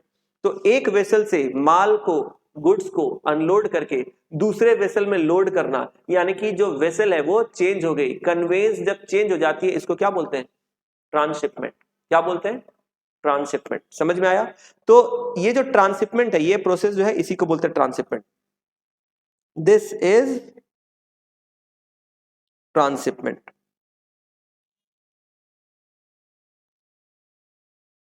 तो ये जो ट्रांसशिपमेंट की जो भी चार्जेस होगी, ट्रांसशिपमेंट ऑब्वियस बात है, जब आप मुंबई पोर्ट से चेन्नई पोर्ट में लाने के लिए एक दूसरे शिप को आप हायर करोगे, जब उसमें अपने सामान को लोड कराओगे तो वो भी तो आपसे ट्रांसपोर्टेशन का चार्ज लेगा ना।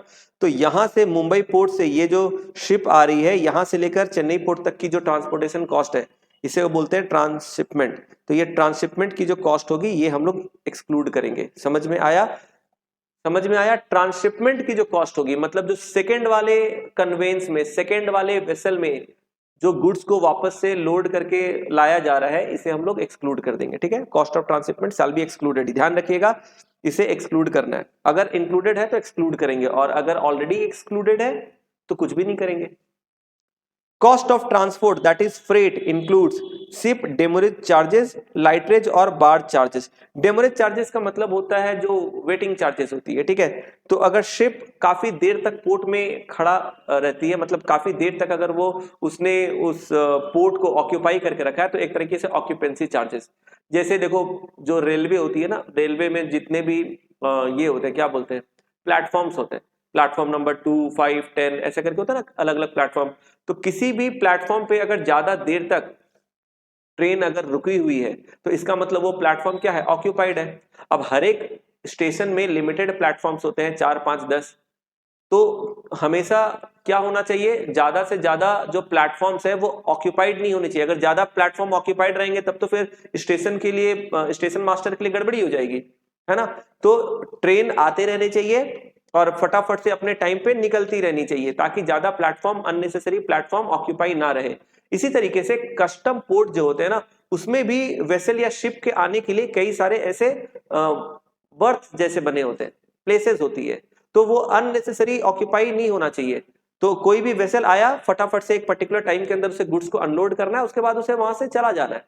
अगर एक रीजनेबल पर्टिकुलर टाइम से ज्यादा कोई भी शिप अगर कस्टम पोर्ट पे रहता है, तो उसे वेटिंग चार्ज देना पड़ता है। जैसे आपने ओला, उबर, कोई भी कैब अगर आपने बुक किया और उसके बाद कैब आपके लोकेशन पे पहुंच चुका है और आप ज्यादा देर तक उसे वेट करवाते हो, तो उसके लिए भी आप लोगों को, अगर कभी आपके साथ ऐसा हुआ तो आपको पता होगा कि उसके लिए भी वो लोग एक्स्ट्रा वेटिंग चार्ज लगा देते हैं। ठीक है?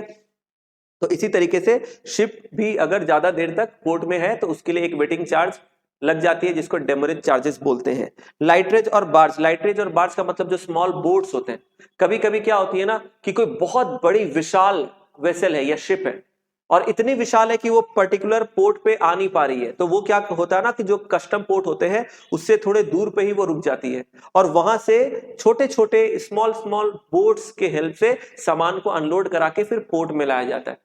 समझ में आ रहा है? यानी कि सपोज जैसे पोर्ट यहां पर है, कस्टम पोर्ट यहां पर है, और जो वेसल है वो वेसल काफी विशाल है, वो यहां तक नहीं आ सकता, क्योंकि जो बड़े बड़े वेसल्स होते हैं ना वो काफी डीप होते हैं, तो वो डीप सी में ही वो रह सकती है, वो एकदम साइड में नहीं आ सकती, क्योंकि देखो पोर्ट के पास का जो डेप्थ होता है ना वो कम होता है थोड़ा। तो जो कस्टम पोर्ट है उसके वहां पर समुद्र की जो गहराई है वो थोड़ी कम होती है, और जो बड़ी बड़ी वेसल्स या शिप होती है ना वो एकदम से पोर्ट के नजदीक नहीं आ सकती, क्योंकि वो काफी गहरी होती है, वो वहां पर आएगी तो पोर्ट का भी नुकसान होगा और शिप का भी नुकसान होगा। तो वो लोग जो कस्टम पोर्ट है ना उससे एक पर्टिकुलर डिस्टेंस पे ही रुक जाती है आके, और फिर वहां से क्या होता है, गुड्स को अनलोड कराया जाता है छोटे छोटे बोट में। ठीक है? जिसको हम लोग लाइटरेज भी बोलते हैं, उसमें अनलोड करके हम लोग फिर उसको कस्टम पोर्ट में लेकर आते हैं। तो इसकी भी जो चार्जेस होगी वो सब इंक्लूड हो जाएगी।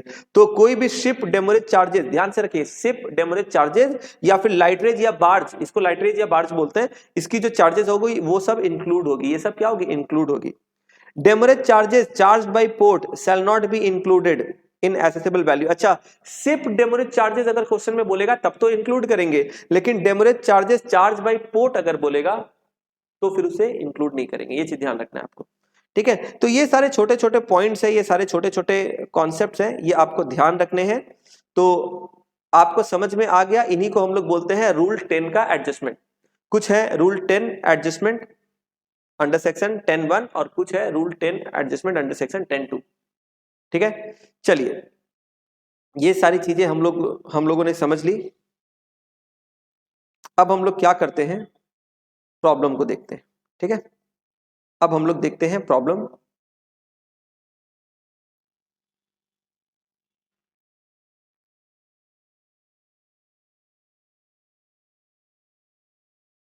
ये जो नोट्स है ये आपको प्रोवाइड हो जाएंगी, अगर अभी तक आपको नहीं मिली है तो ये नोट्स भी आपको मिल जाएगी। हमारा जो टॉपिक है वो है वैल्यूएशन। ठीक है, वैल्यूएशन में आप ध्यान से देखिए, जितनी भी चीजें मैंने आपको हैंड रिटन नोट से बताई आपको उसे वहां से ही पढ़ना है मेनली।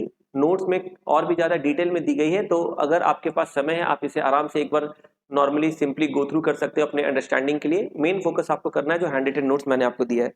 तो जो भी चीजें मैंने आपको लिखाई है वही सारी चीजें यहाँ पर दी गई है। देखो, वैल्यूएशन की जो सेक्शन है वो है सेक्शन 14। अब इसमें दो तरह की सेक्शन होती है, सेक्शन 14(1) और सेक्शन 14(2). सेक्शन 14(1) किसके लिए है? ट्रांजैक्शन वैल्यू के लिए।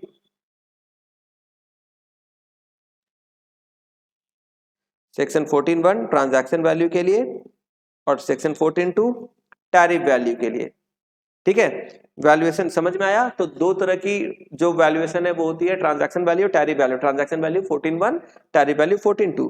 अब टैरिफ वैल्यू क्या होती है वो देखो यहाँ पर लिखा हुआ है, ये आप खुद से पढ़ लेना। मैंने जो आपको बताया वही सारी बातें यहाँ पर लिखी गई है जो मैंने आपको हैंड रिटन नोट से बताया वो। ठीक है, चलो बाकी ये सारी चीजें सेम है, आप इसे खुद से पढ़ना, आपको समझ में आ जाएगा।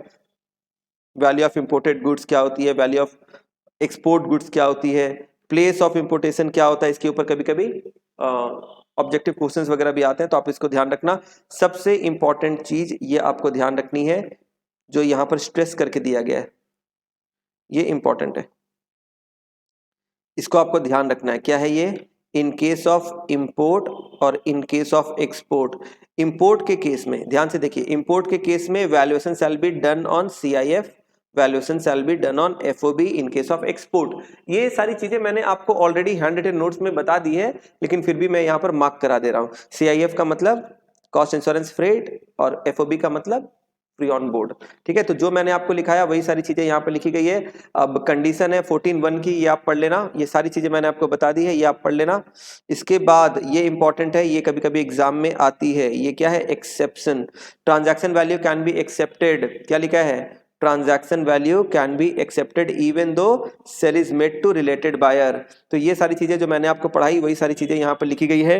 रेट ऑफ एक्सचेंज कब का लेते हैं, किस दिन का लेते हैं, ये मैंने आपको पिछले दिन भी बताया था, आज भी बता दिया।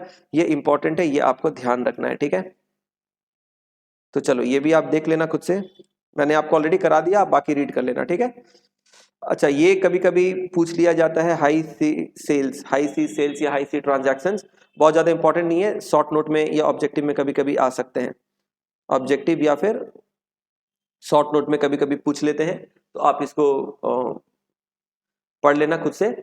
हाई सी सेल्स का सीधा मतलब होता है कोई गुड्स सी में ही आपने सेल कर दिया, कोई गुड्स आप इंपोर्ट कर रहे हो और इंपोर्ट करते हुए अभी वो रास्ते में है, सी रूट में, वोएज में है, और आपने उसी को ओवर द फोन आपने किसी दूसरे पर्सन को सेल कर दिया। मतलब इंपोर्ट किया हुआ गुड्स भारत में पहुंचने के पहले ही आपने किसी और को सेल कर दिया, वो सी रूट में ही सेल हो गया, हाई सी सेल बोलते हैं। ठीक है, एक बार पढ़ ही लेते हैं, चलो जब इतनी डिस्कशन हो गई है तो पढ़ भी लेते हैं। हाई सी सेल्स या high sea transaction means imported goods are sold by importer through documents before physical arrival of goods. आपने गुड्स को इंपोर्ट किया, अभी वो गुड्स पहुंचा भी नहीं है, उसकी फिजिकल अराइवल नहीं हुई है, अभी तक वो इंडियन कस्टम पोर्ट में आया नहीं है, इसके पहले ही आपने डॉक्यूमेंट्स के थ्रू उसको ऑलरेडी सेल कर दिया, सामान अभी रास्ते में है, सी रूट में है, वोएज में है, और आपने जर्नी के दौरान ही डॉक्यूमेंट्स और पेपर वर्क के थ्रू उसे किसी दूसरे पर्सन को बेच डाला। ठीक है, चलो,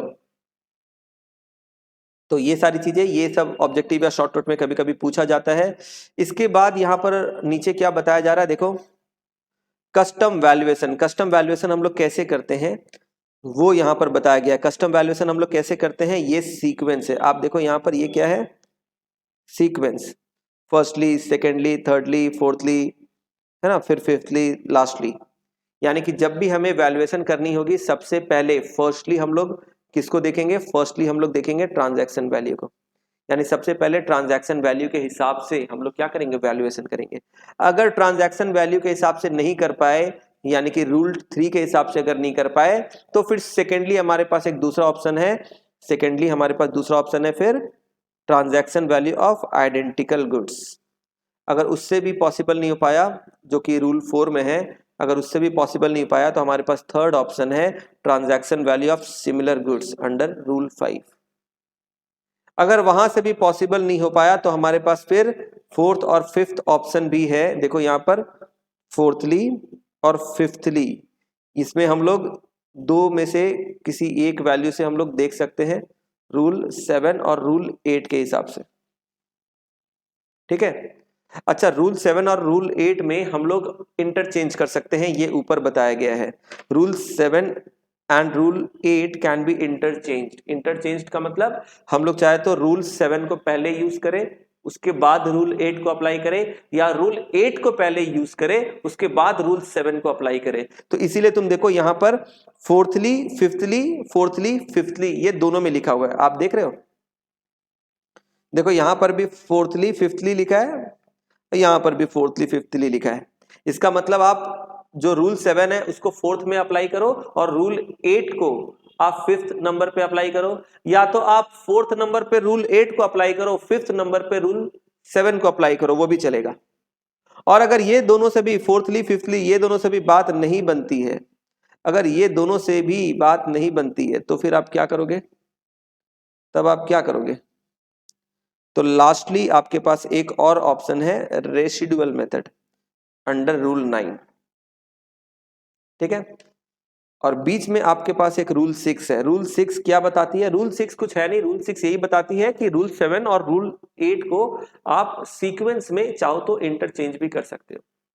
ठीक है, तो सबसे पहले आपको अप्लाई करना है ट्रांजैक्शन वैल्यू वैल्यूएशन के लिए। मतलब वैल्यूएशन जब भी आप करोगे, एसेसेबल वैल्यू जब भी आप कैलकुलेट करोगे, सबसे पहले आपको ट्रांजैक्शन वैल्यू के हिसाब से करना है as per rule 3।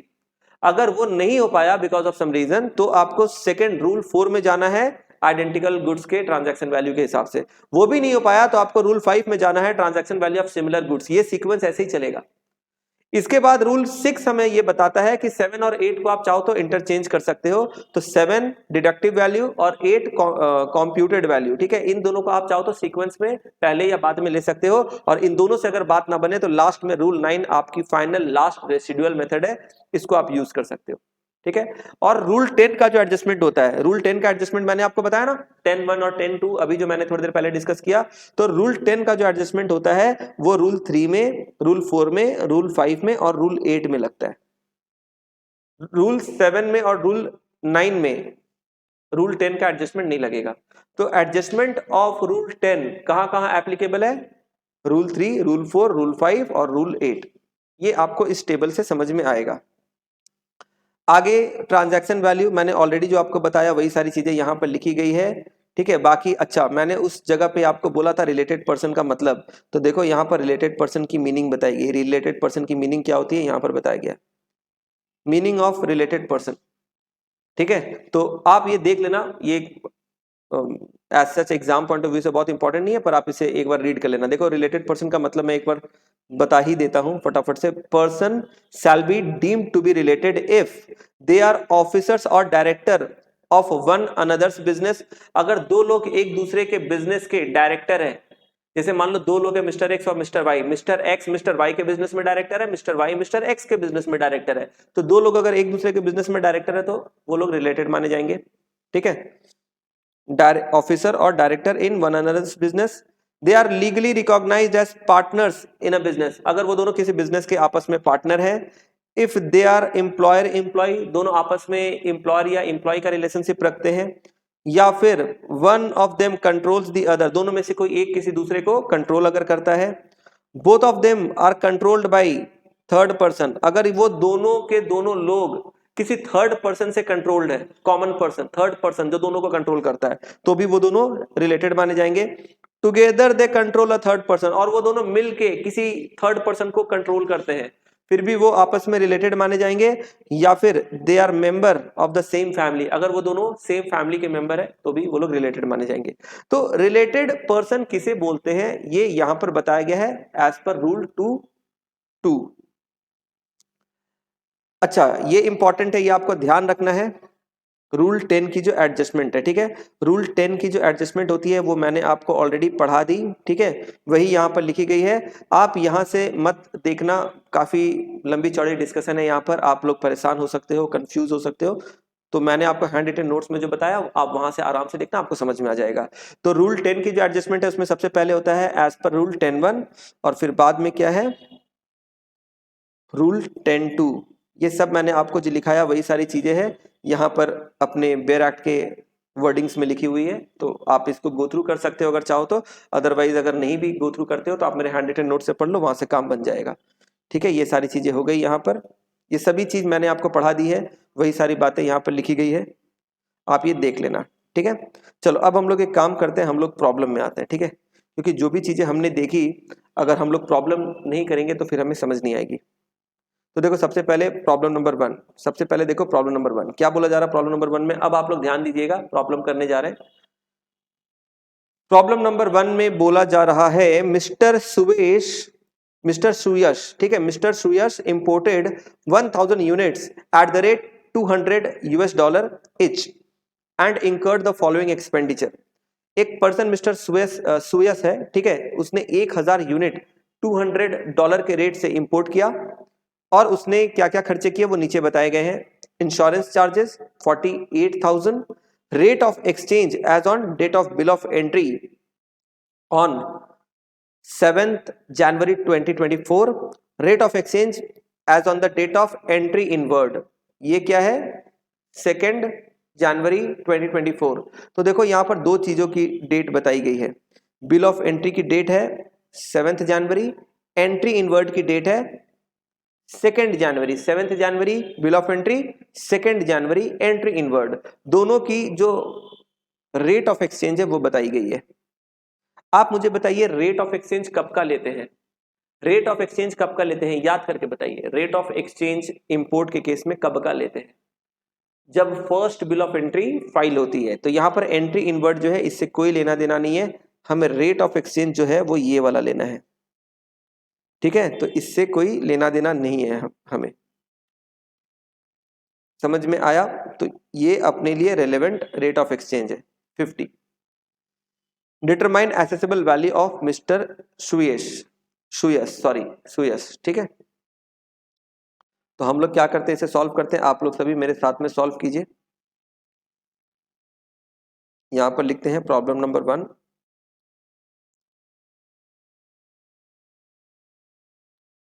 Problem number 1, problem number 1 page number 5।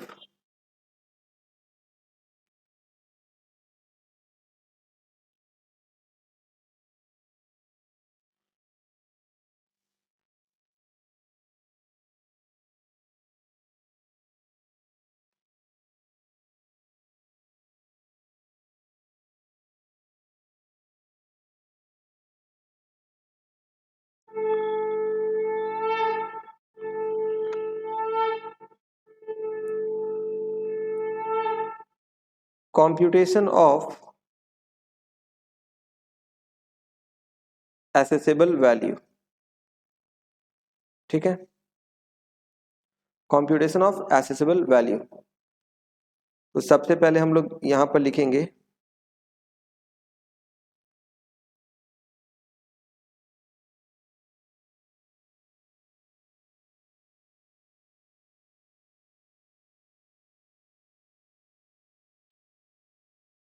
FOB value,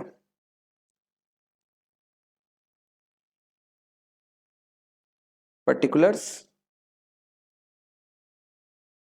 amount, amount, FOB value. FOB value कितनी हो जाएगी? इसने इंपोर्ट किया कितने यूनिट? 1000 यूनिट और $200 के रेट से, तो 1000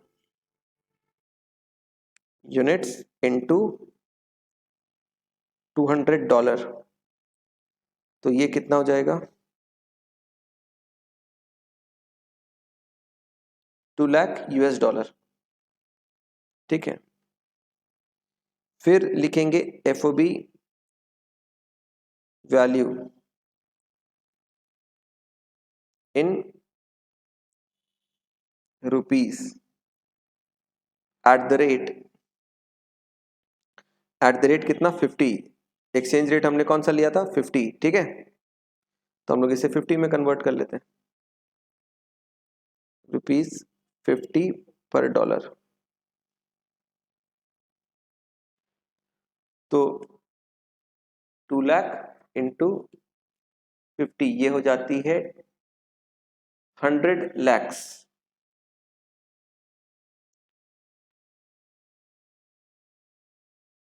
यानी कि 1 CR। ठीक है, तो ये हो गई हमारी FOB। FOB में, FOB का मतलब ये जहां से एक्सपोर्ट हो रही है वहां तक के पोर्ट की वैल्यू है। ठीक है, अब हम लोग क्या करेंगे इसमें? फ्रेट यानी कि जो सी की जो ट्रांसपोर्टेशन कॉस्ट है वो, और इंश्योरेंस, ये दोनों हम लोग ऐड करेंगे। तो इंश्योरेंस तो दिया हुआ है यहाँ पर 48,000। इंश्योरेंस तो हमें बता दिया गया है, मतलब इंश्योरेंस की जो वैल्यू है वो नोन है, हमें पता है, लेकिन जो फ्रेट है वो नहीं पता। तो फ्रेट जब हमें पता नहीं होता तो हम लोग क्या करते हैं बताइए? फ्रेट जब हमें पता नहीं रहेगा तो हम लोग क्या करेंगे? Add freight.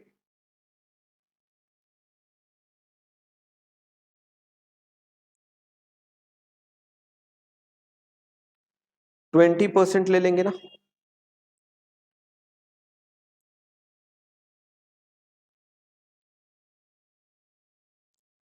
तो 100 लैक्स का 20% कितना हो जाएगा? 20 लैक्स।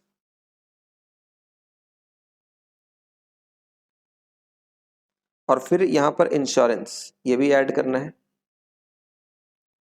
इंश्योरेंस तो दिया हुआ है 48,000, 48,000, 20 लाख 48,000, ये दोनों हम लोग ऐड कर देंगे तो कितना आएगा? 120 लैक्स 48,000।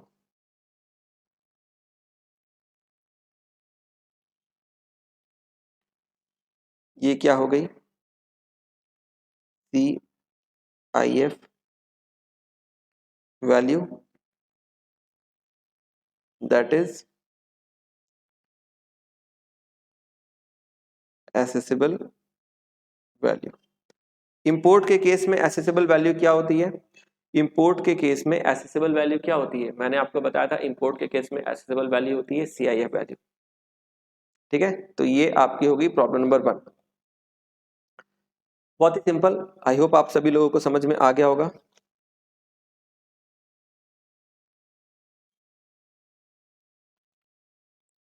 प्रॉब्लम नंबर 2 देखते हैं। Mister x imported by air, तो यहां पर बता रहा है कि इंपोर्टेड कैसे इंपोर्ट हो रही है, इंपोर्ट कैसे हो रही है? By air.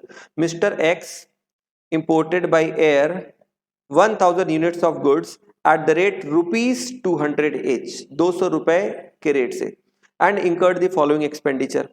फ्रेट जो है एक्चुअली इंकर्ड कितना हुआ? 42,000, insurance 1000, loading and unloading charges 6,000। You are required to find out AV, मतलब accessible value in the hands of Mr. X। तो हमें क्या करना है,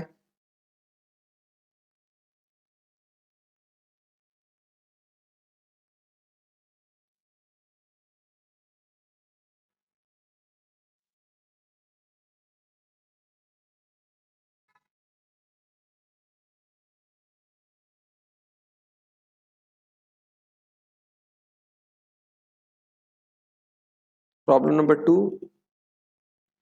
पेज नंबर कितना है, 5।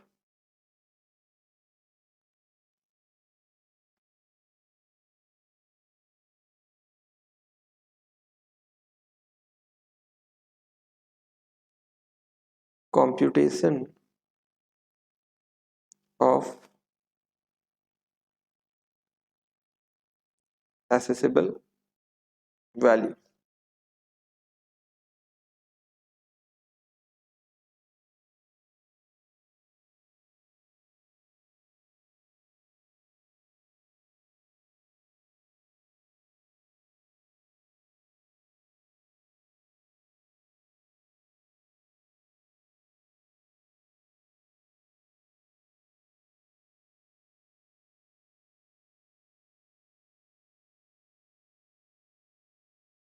तो FOB कितनी है, 1000 into 200।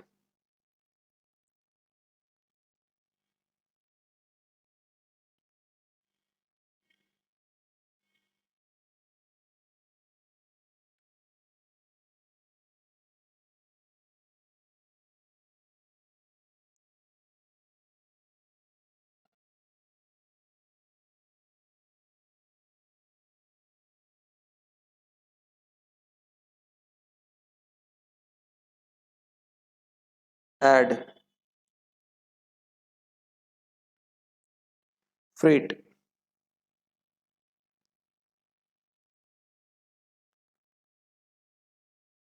Maximum 20% of FOB।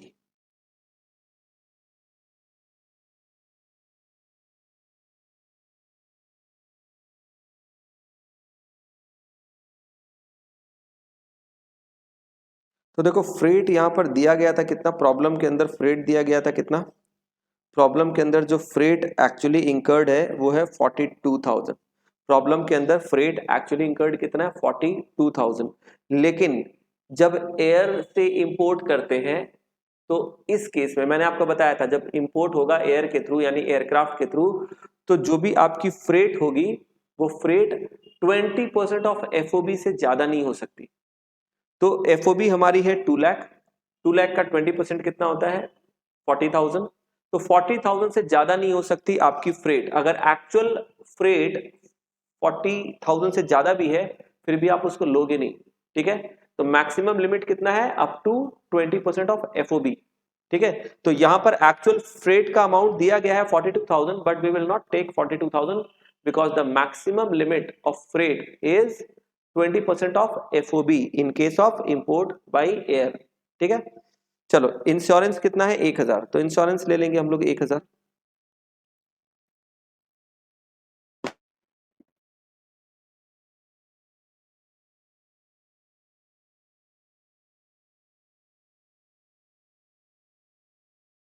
$2,41,000।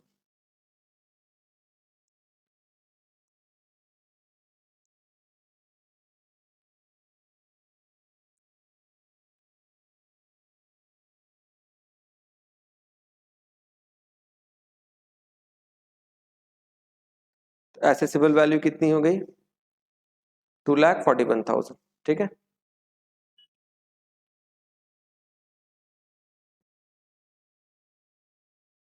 Simple problem.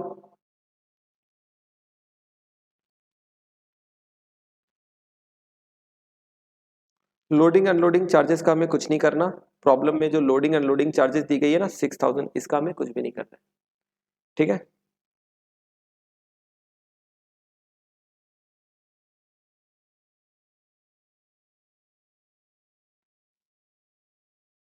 चलो इसके बाद प्रॉब्लम नंबर 3 में आते हैं, पेज नंबर 5 के बॉटम में।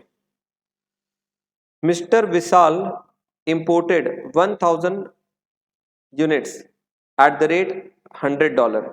Bill of entry was filed on 7th July 2023. Entry inward was issued on 11th July 2023. Other particulars are given as follows. तो एक पर्सन है मिस्टर विशाल, वो इंपोर्ट कर, अगर इंपोर्ट के बारे में कुछ नहीं बोला आप नॉर्मली वेसल मानना, ठीक है, एयर मत मानना, आप नॉर्मली वेसल मानना, मैक्सिमम इंपोर्ट वैसे भी सी रूट से ही होता है, ठीक है। तो मिस्टर विशाल इंपोर्ट कर रहे हैं 1000 यूनिट, रेट है $100, ठीक है। बिल ऑफ एंट्री कब फाइल की गई थी? 7 जुलाई 2023 को। एंट्री इनवर्ड इशू किया गया था 11 जुलाई 2023।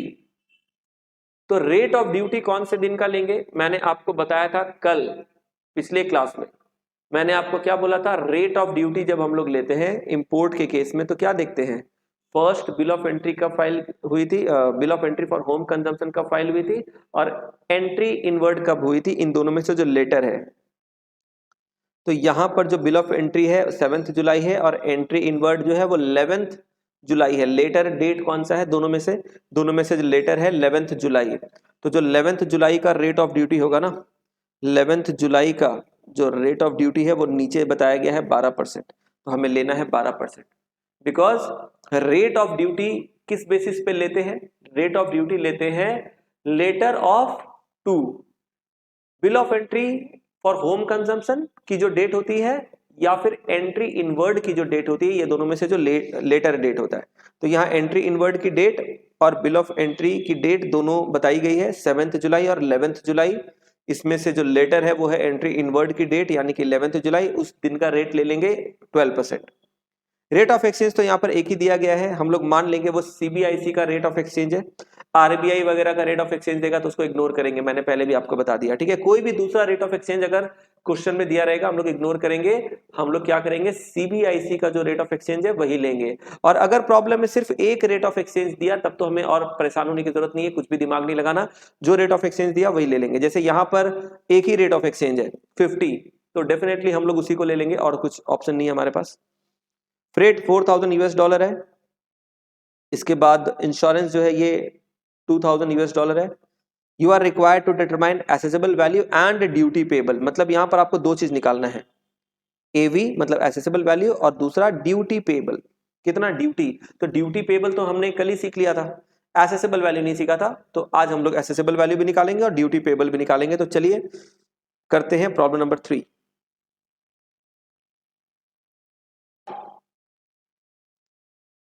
Problem number 3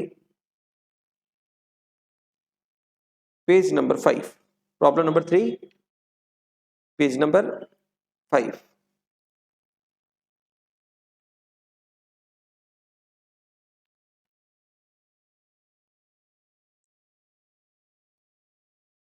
computation of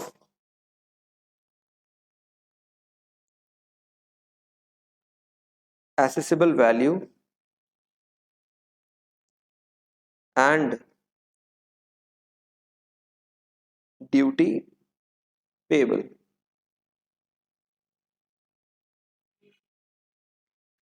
particulars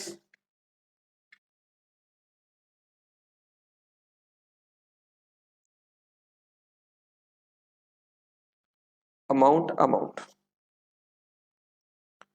तो सबसे पहले लिखेंगे एफओबी वैल्यू। एफओबी वैल्यू कितना है देखो, 1000 यूनिट हमने इंपोर्ट किया $100 के रेट से, 1000 यूनिट्स इंटू $100, तो ये हो जाएंगे $1000। ये कितने हो जाएंगे,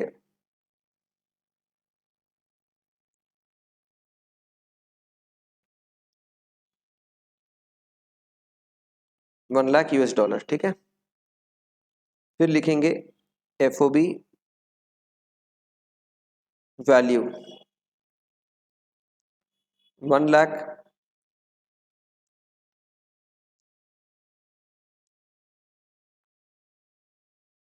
$, है। एक्सचेंज रेट कितना ले लेंगे, 50 इंटू 50, तो ये आंसर अपना FOB आ जाएगा रुपीस में। तो 1 लाख इंटू 50 मतलब 50 लैक्स। तो 50 लैक्स अपना FOB वैल्यू हो गया, 50 लैक्स अपना FOB वैल्यू हो गया रुपीस में। ठीक है, अब इसमें हम लोग क्या करेंगे, ऐड करेंगे फ्रेट। तो फ्रेट की एक्चुअल वैल्यू जब दी रहती है तो हम लोग एक्चुअल वैल्यू लेते हैं। ठीक है, और इंश्योरेंस की भी अगर एक्चुअल वैल्यू दी रहती है तो हम लोग एक्चुअल वैल्यू लेते हैं। तो फ्रेट और इंश्योरेंस इन दोनों की एक्चुअल वैल्यू दी गई है प्रॉब्लम में। फ्रेट है 4000, इंश्योरेंस है $2000 में। तो $4000 एंड $2000, इन सभी को क्या करेंगे, एक्सचेंज रेट 50 है, उससे मल्टीप्लाई कर देंगे। तो इंडियन रुपीस में ये आ जाएगी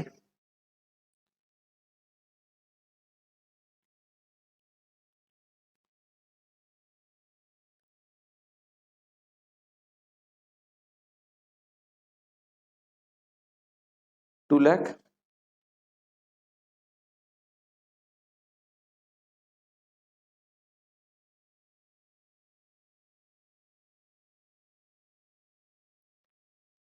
तो ये टोटल कितना हो गया,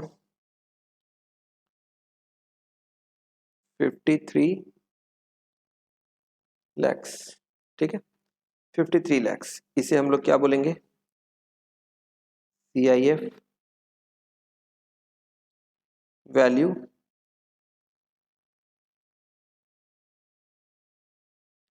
दैट इज एसेसिबल वैल्यू। तो ये हमारी एसेसिबल वैल्यू हो गई। अब हम लोग इसमें क्या करेंगे,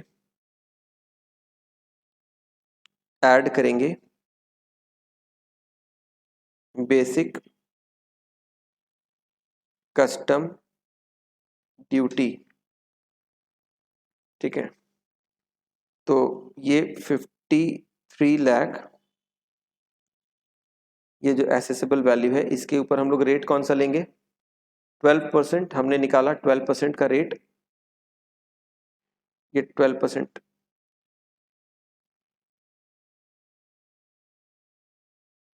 ये आता है आपका 6,36,000,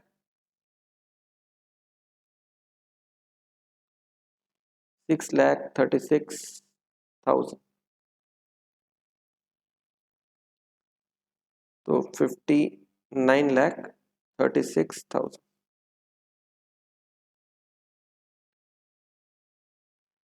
फिर हम लोग क्या करेंगे, ऐड करेंगे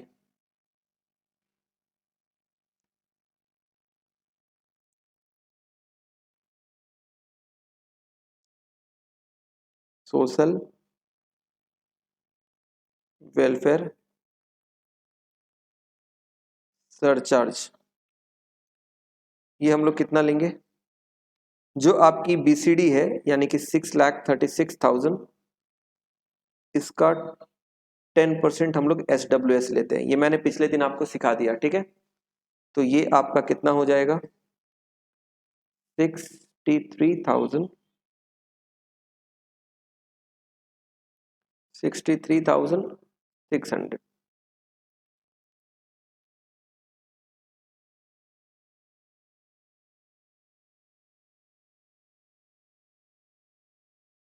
59,36,000 प्लस 63,600, 5,999,600।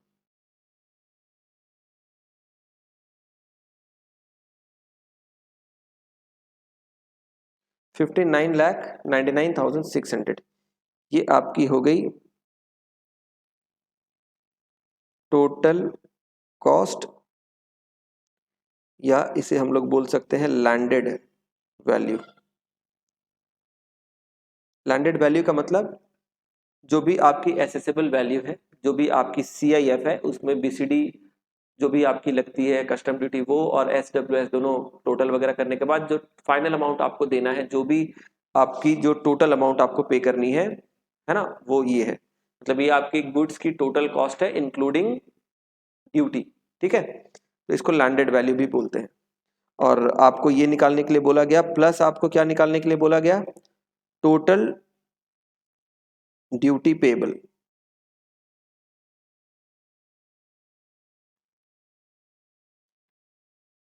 टोटल ड्यूटी पेबल कितना हो जाएगा, बीसीडी आपने दिया 3 लाख, सॉरी बीसीडी आपने पे किया 6,36,000 प्लस आपने SWS पे किया 63,600।